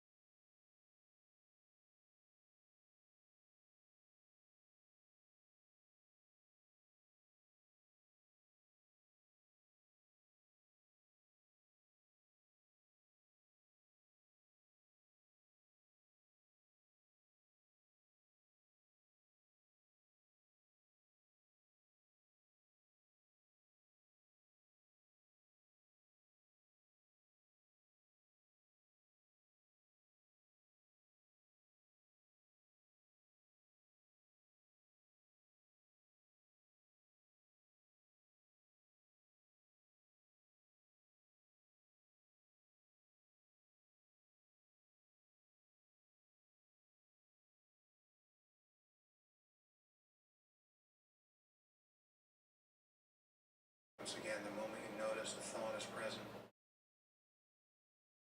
see if you can take it as an object of consciousness.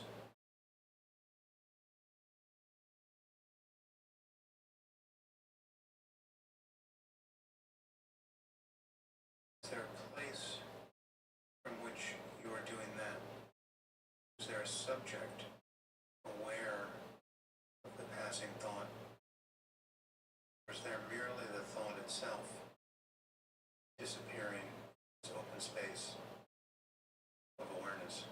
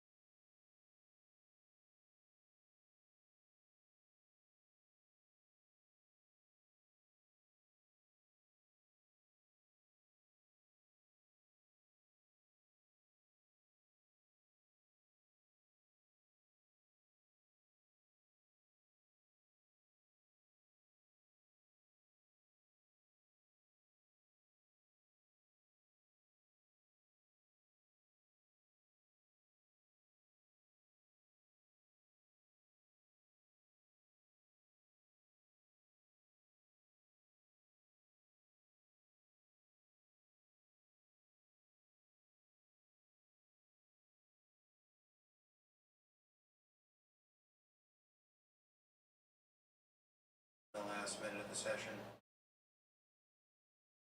pay very careful attention to each breath. Simply cover the inhalation, the exhalation. The moment they appear to the moment they pass away.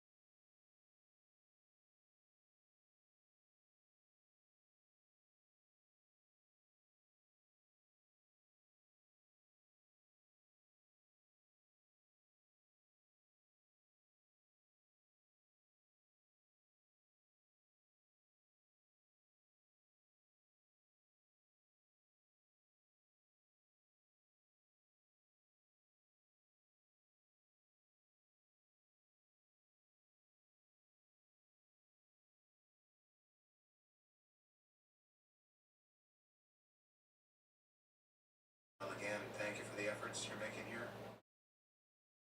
And as always, see if you can find moments in your day, particular moments of transition, where you can bring this kind of careful attention to the contents of consciousness.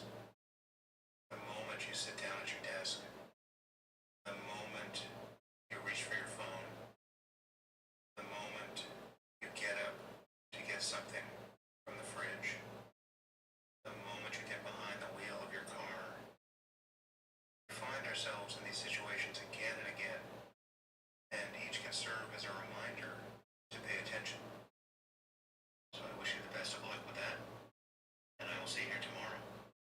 session with the Awakening course.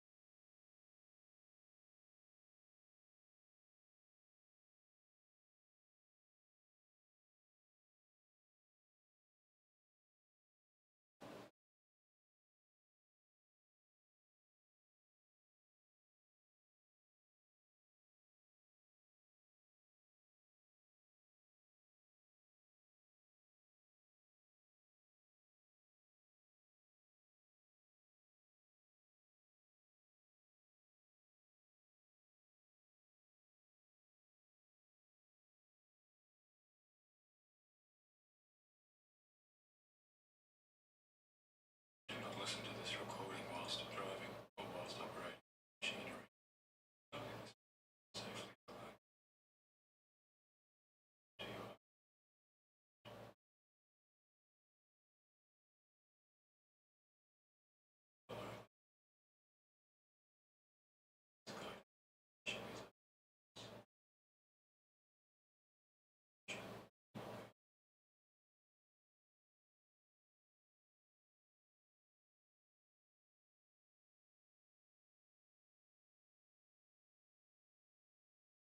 when performed regularly, the simple process of this body scan can bring many positive benefits, such as physiological stress release, an improved immune system, a more positive mental outlook, a calmer and more relaxed attitude in general for the better.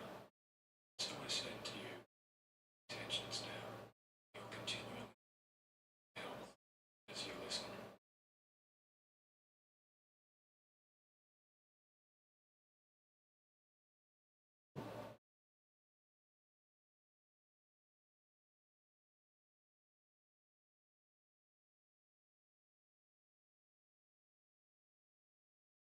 So begin by taking your first few moments to position yourself comfortably. Allow your body to settle, remain supple, alert, and awake. Allow your thoughts to calm and settle, and yet remain conscious of your wakeful mind, present.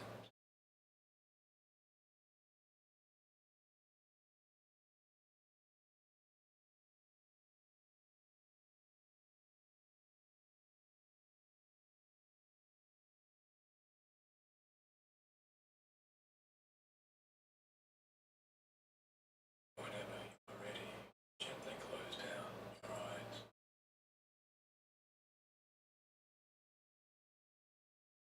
And bring your awareness to your internal state.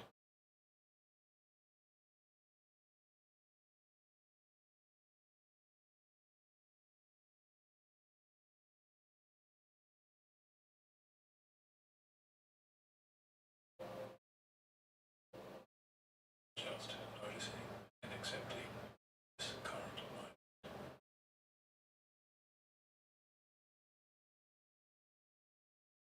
Take some moments to notice your own thoughts.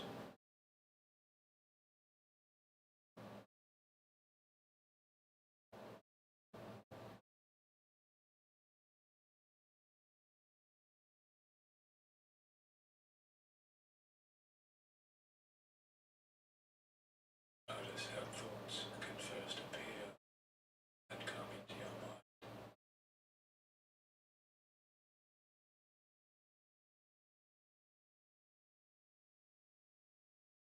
And notice wherever it is that thoughts disappear to as they go.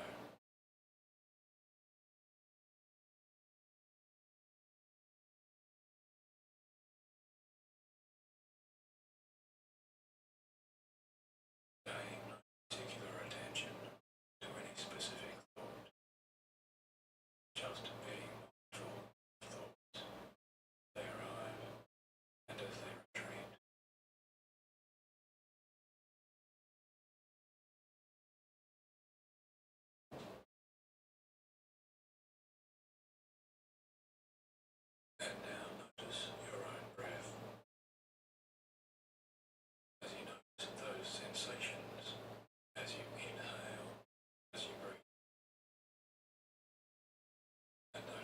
sensations within your body as you exhale.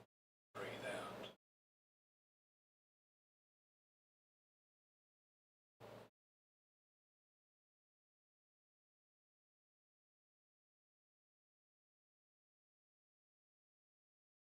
Just allowing the breath to more easily flow. Flowing in and flowing out.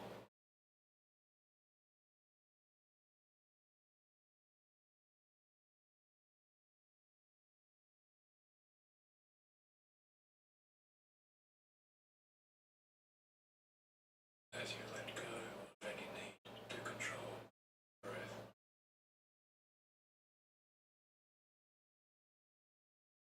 just observe the breath itself as it comes and as it goes.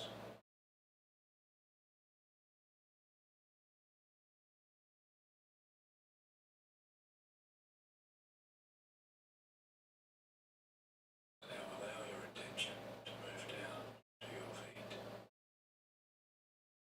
taking your awareness to your and feeling whatever sensations you can feel there.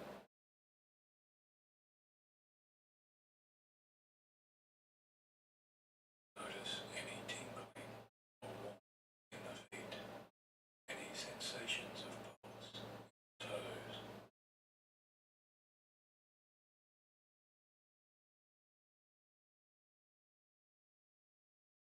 You might like to move those toes a little, feel those muscles contract.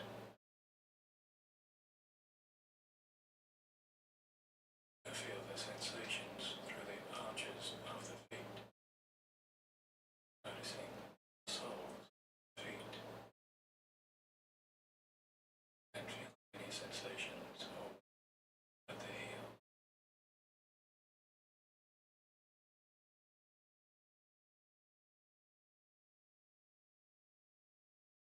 Knowing there is no right or wrong to this awareness, there is no judgment required, just a simple acceptance of the sensations at your feet.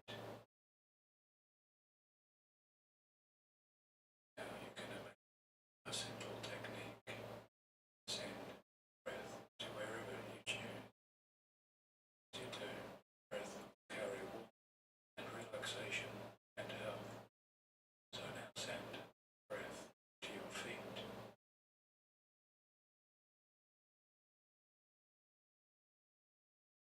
And as you breathe in, imagine yourself sending oxygen to your feet, knowing that with the healthy flow of oxygen, the healthy nutrients of your body can also flow.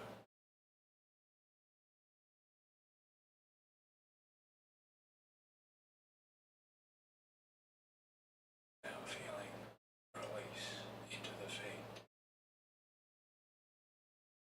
as all muscles loosen, spreading from the toes, the arches, and along to the heels, as well as the tops of both feet can release.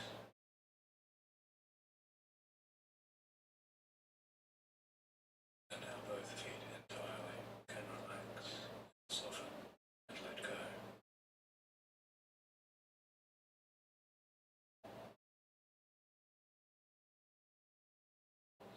To continue to breathe that healthy energy, breathing in relaxation and breathing out all tension.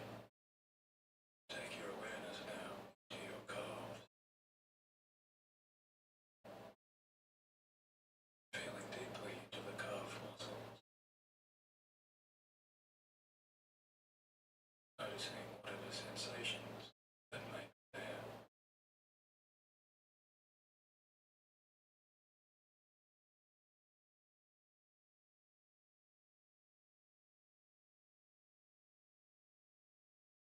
Feeling any warmth, tension, any holding energy.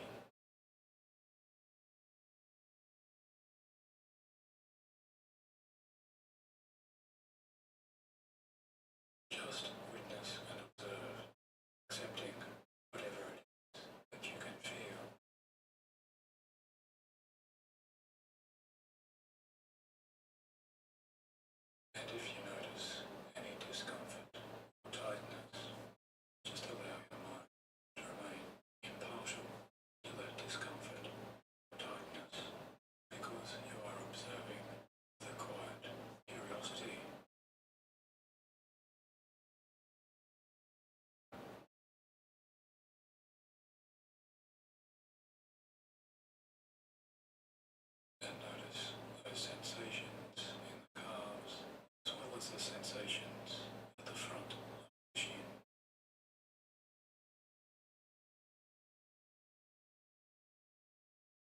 Fuck.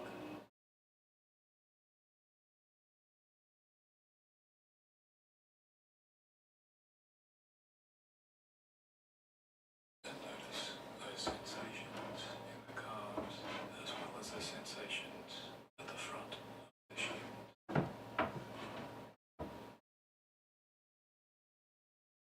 Slightly flexing the lower legs now if you wish, and sensing those small movements of muscles and nerves and fibers.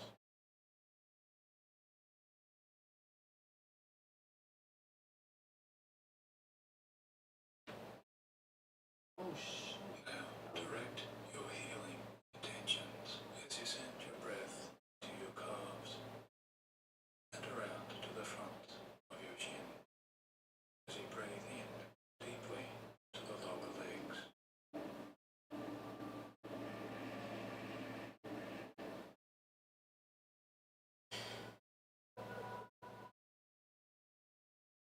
Allowing the body's natural warmth, vitality to continue sending peaceful healing in.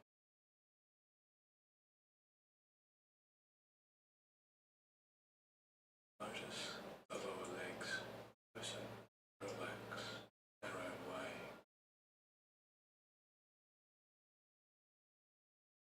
Feeling those changes of sensation as all muscles and fibers and nerves just let go.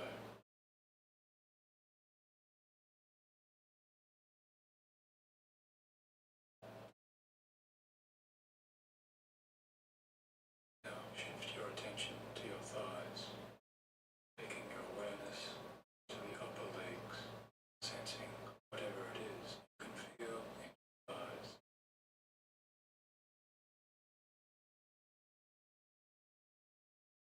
Becoming aware of your quadriceps muscles.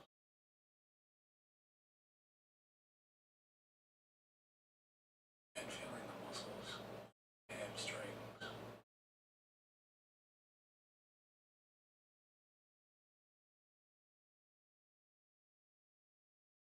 and even the connections of tendon where muscles connect and attach to bone.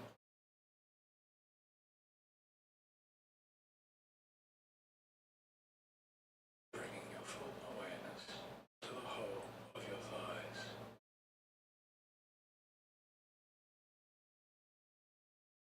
And before you now take in a deeper breath, may visualize all of the healthy energy contained within your breath.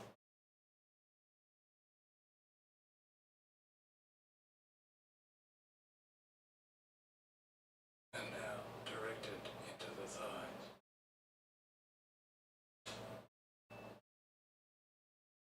Visualizing that breath penetrating to the deepest parts, all the way to the smallest cells, molecules, and atoms of your body.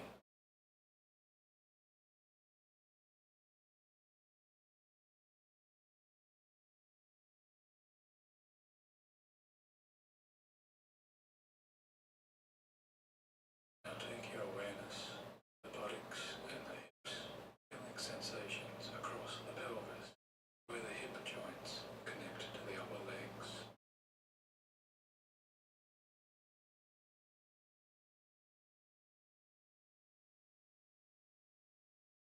Just acknowledge and accept any sensations you observe.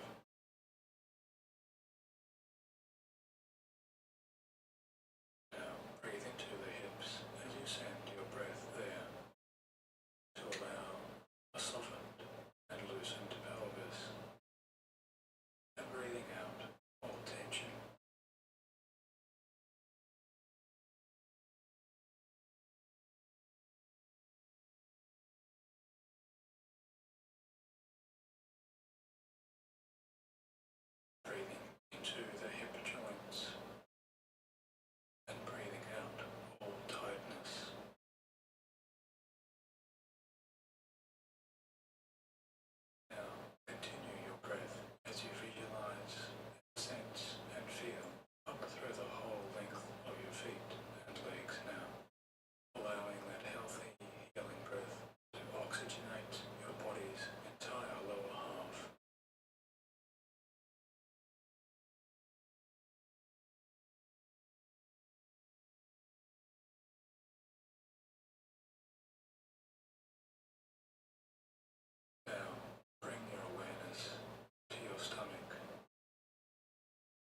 noticing the rise and fall, breathing in deeply, easily, and freely.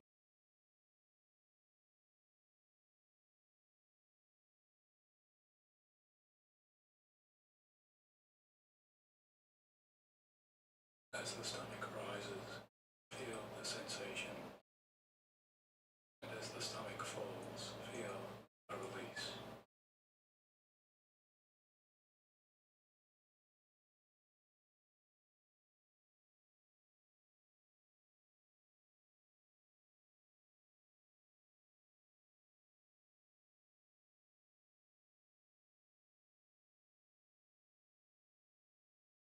Feeling into the center of your breath energy now.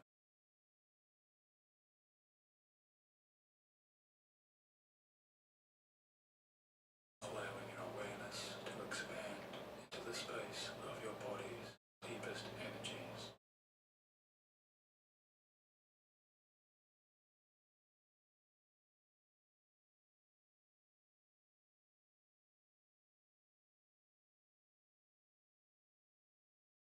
And take your awareness around to your lower back as you notice the release. Breathing into your lower back with your healing intention.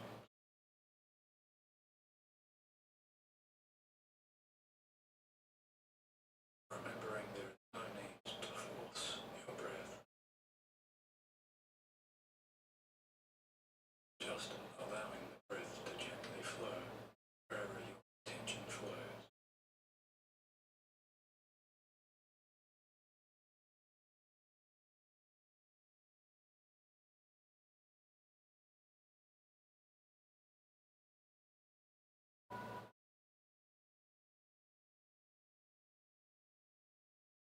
Now move that attention up to your chest,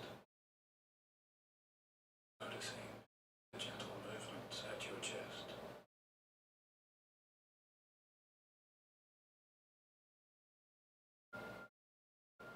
As your flowing breath is also allowing that rise and fall.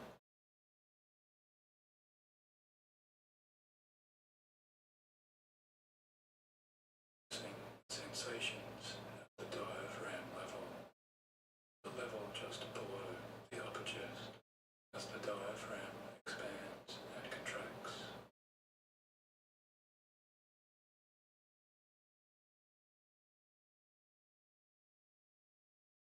Always allowing every part of you to move gently and with natural ease. Breathing in and breathing out. Now, bring your awareness to your upper back as you feel to the shoulder blades.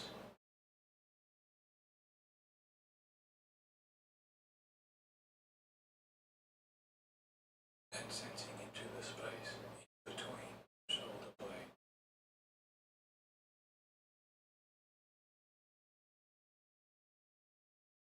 Sending breath to the upper back.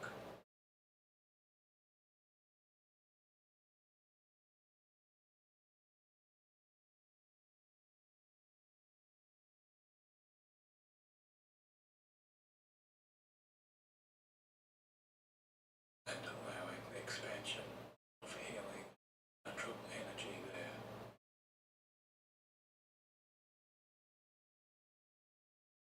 Allowing the cells of your body to deeply heal.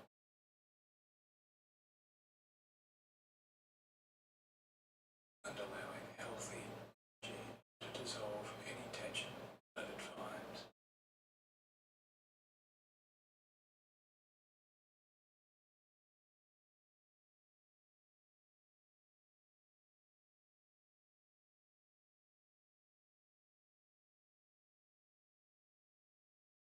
And become aware of the length of your spine.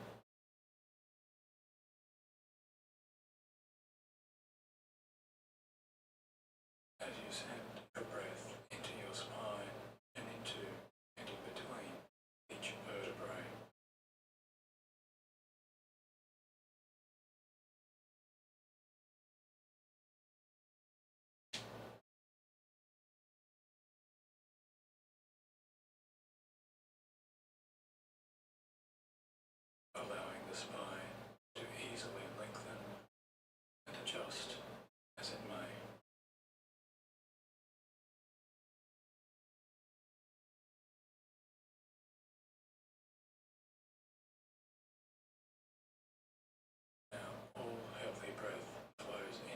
chest, and your entire back.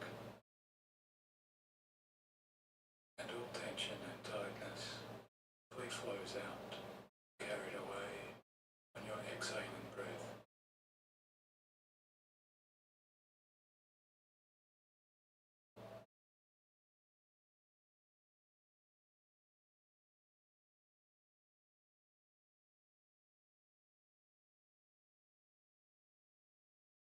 Becoming aware of shoulders now. The sensations at the shoulder. Breathing in health to the shoulder.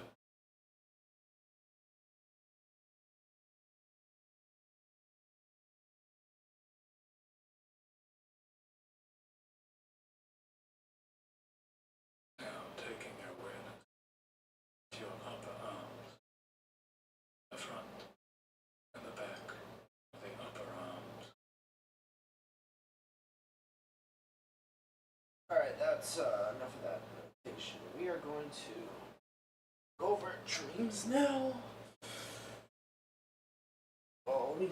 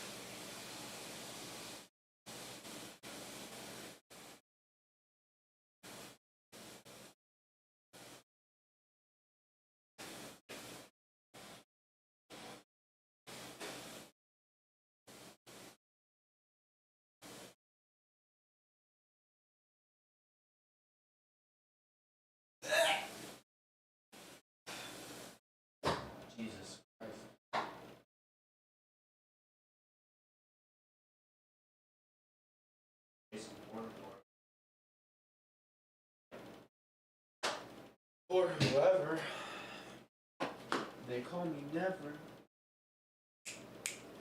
Alright. So next, my lucid dreams.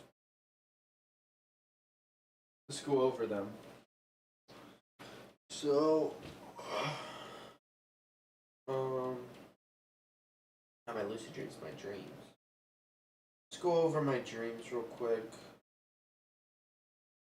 Last night, there was a house. Me and someone would continuously sneak in and run away right before we got caught. I forgot whose house it was. Oh, this was me and Nihai. We sneak into this house, okay? I think. But we sneak it through the back. And go over the small stone wall thing, run down the hill. Yes. I think I had like I want to see like a sliding door maybe. That's okay. So I get out and I'll be like, oh my. What's in there? I don't know really the action parts, but let's say I'm just chilling there, like, front of the hill, I'm like, this might actually. Then I do the reality check and I realize it's actually heavy on.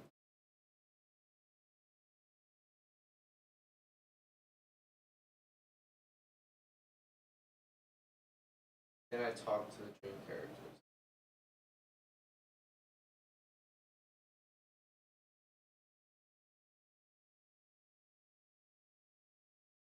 Learn about them. Just talk to them. Talk to them.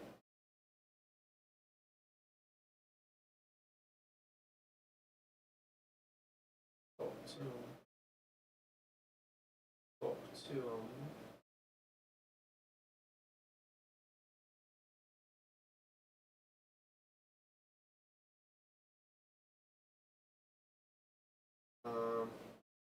Okay.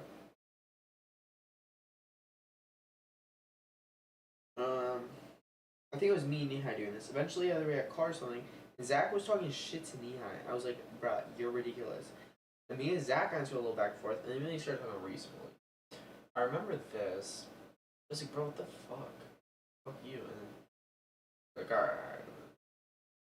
Then we started talking. A dream? What are we doing? What is this house? What are we fighting over right now? You're not this house. Like, what house? Like, what is this context? Whose house is it? What are we doing in there? Why? Boom. Oops. Boom.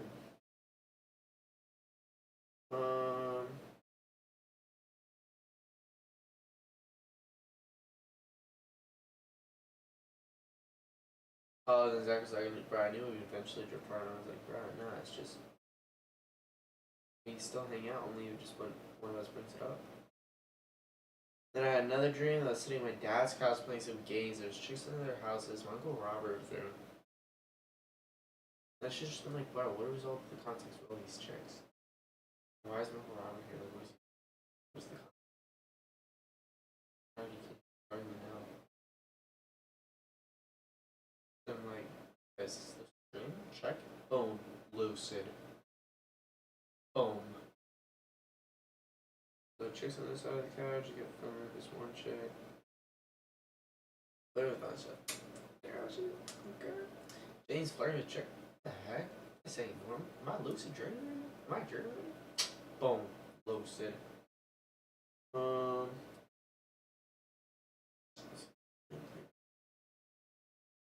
Let's get some food, some pretty cool bad McDonald's.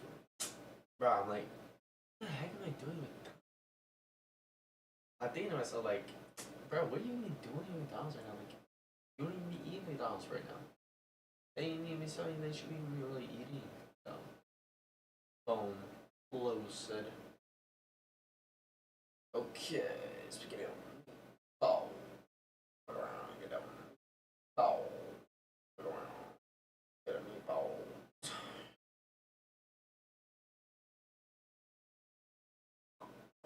Boom. Lucid.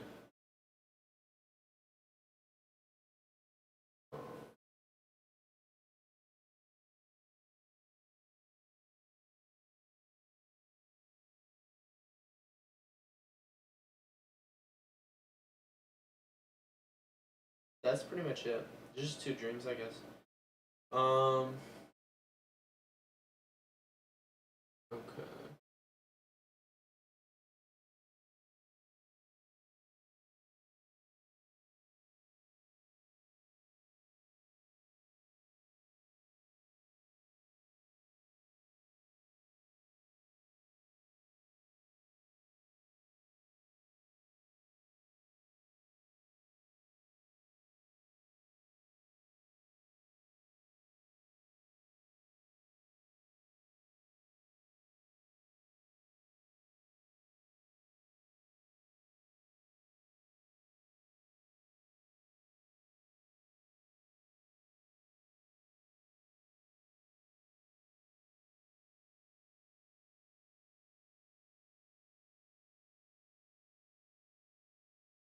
All right.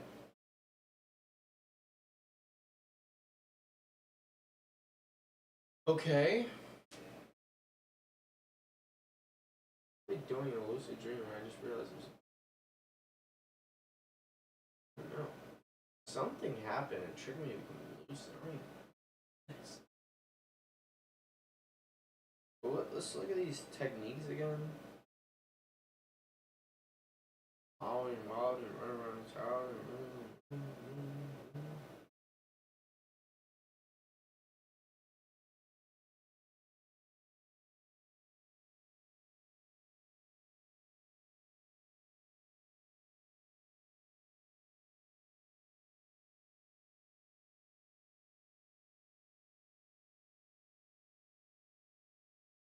Here are my 5 tips to lucid dreaming. The first 4, right?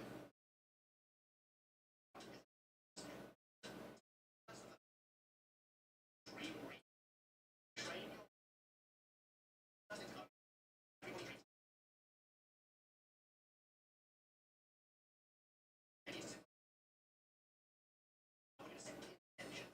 I'm gonna remember. Take it one step further. When you fall asleep tonight, and he pass you that drowsy state known as the hypnagogic state, just as you sleep. Implant the hypnotic suggestion to remember your dreams. Essentially fall asleep saying something like, I remember my dreams. I remember my dreams. I have excellent dreams. Step 2, exactly. Dream guidance. Find a way to remember your dreams in some way. For most people, the easiest way to do this is to write down their dreams, either in a notebook or even something. Find a way to write down the content of what you're dreaming about. It's not a lucid dream. You write down a dream, training your mind to get to know what you're dreaming about. Let's say at the end of a week, writing down a dream, dream diary, you'll start to see some kind of selection. I would dream about beach. I would dream about getting rabbit hole. I would dream about being schooling on an actor. You start to spot and that leads. Step 3 is the third thing. Dream science. A dream sign is any aspect of the dream experience that can be used to rely.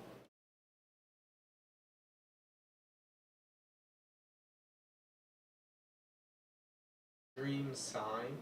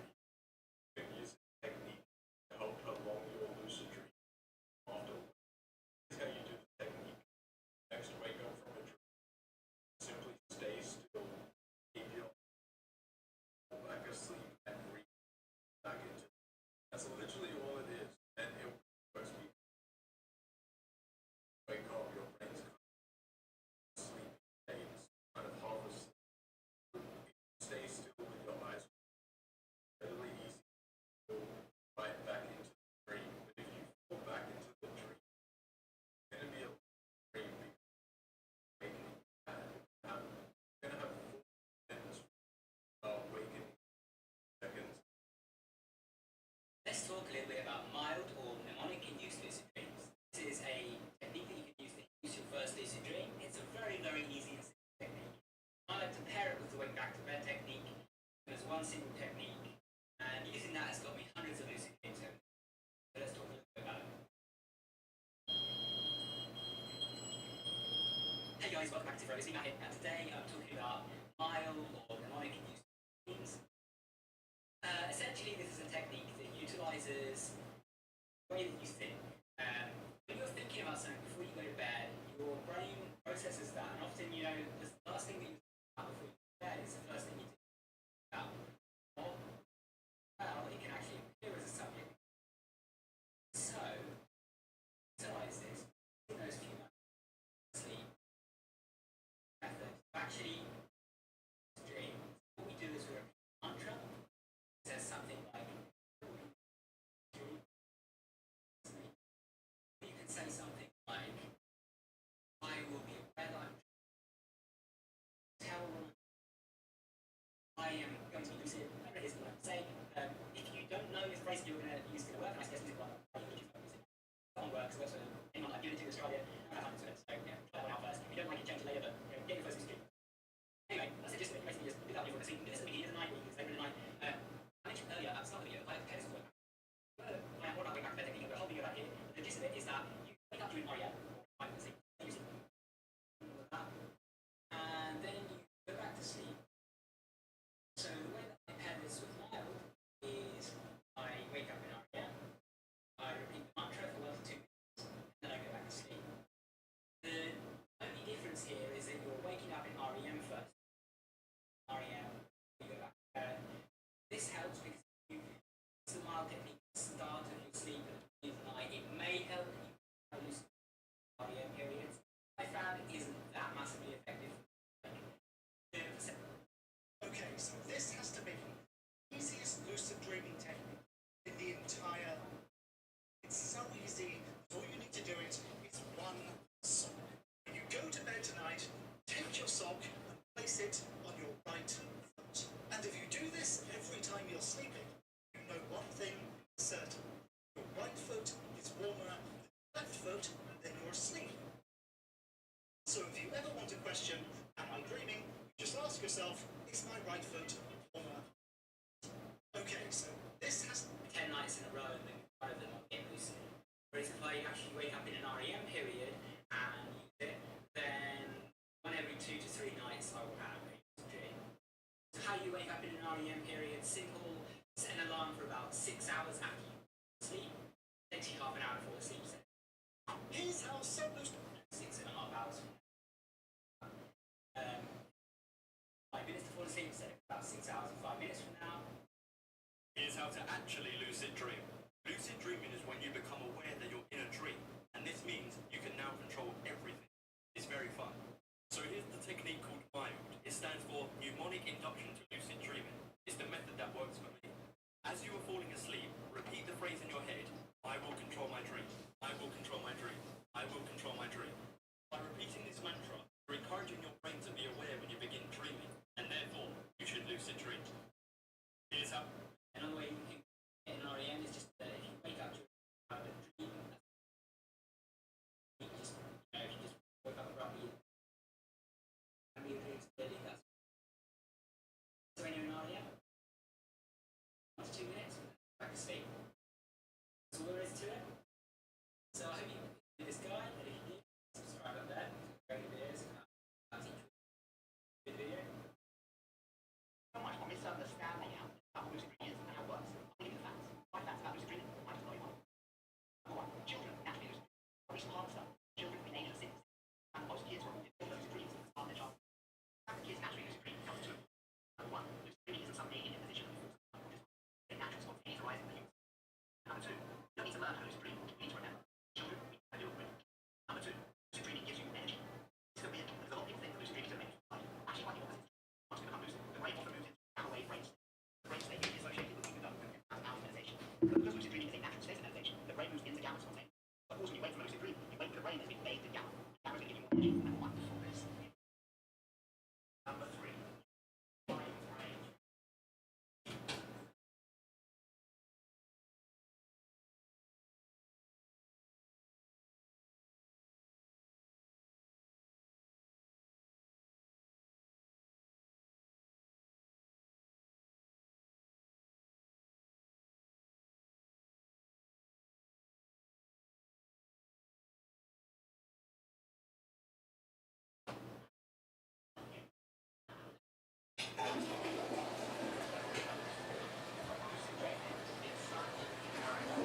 Such a powerful intervention for recurrent nightmares that military veterans are now practicing lucid dreaming as a way to integrate their post-traumatic stresses. In fact, lucid dreaming for the treatment of recurrent nightmares in veterans. Alright, I think it's time. I'm going to go to sleep. I'll do a meditation.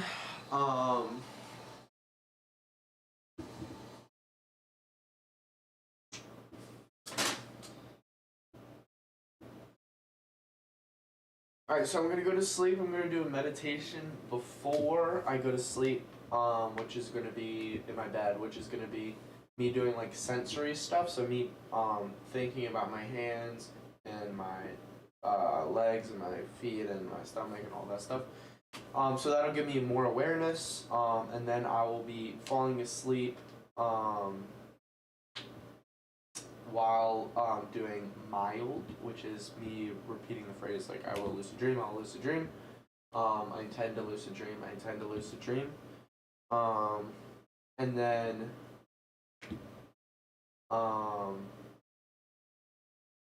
while doing that, I also picture visuals on my like I'll be like aware of the visuals of my like what my eyes are looking at while they're closed. And that was interesting. That was helping me.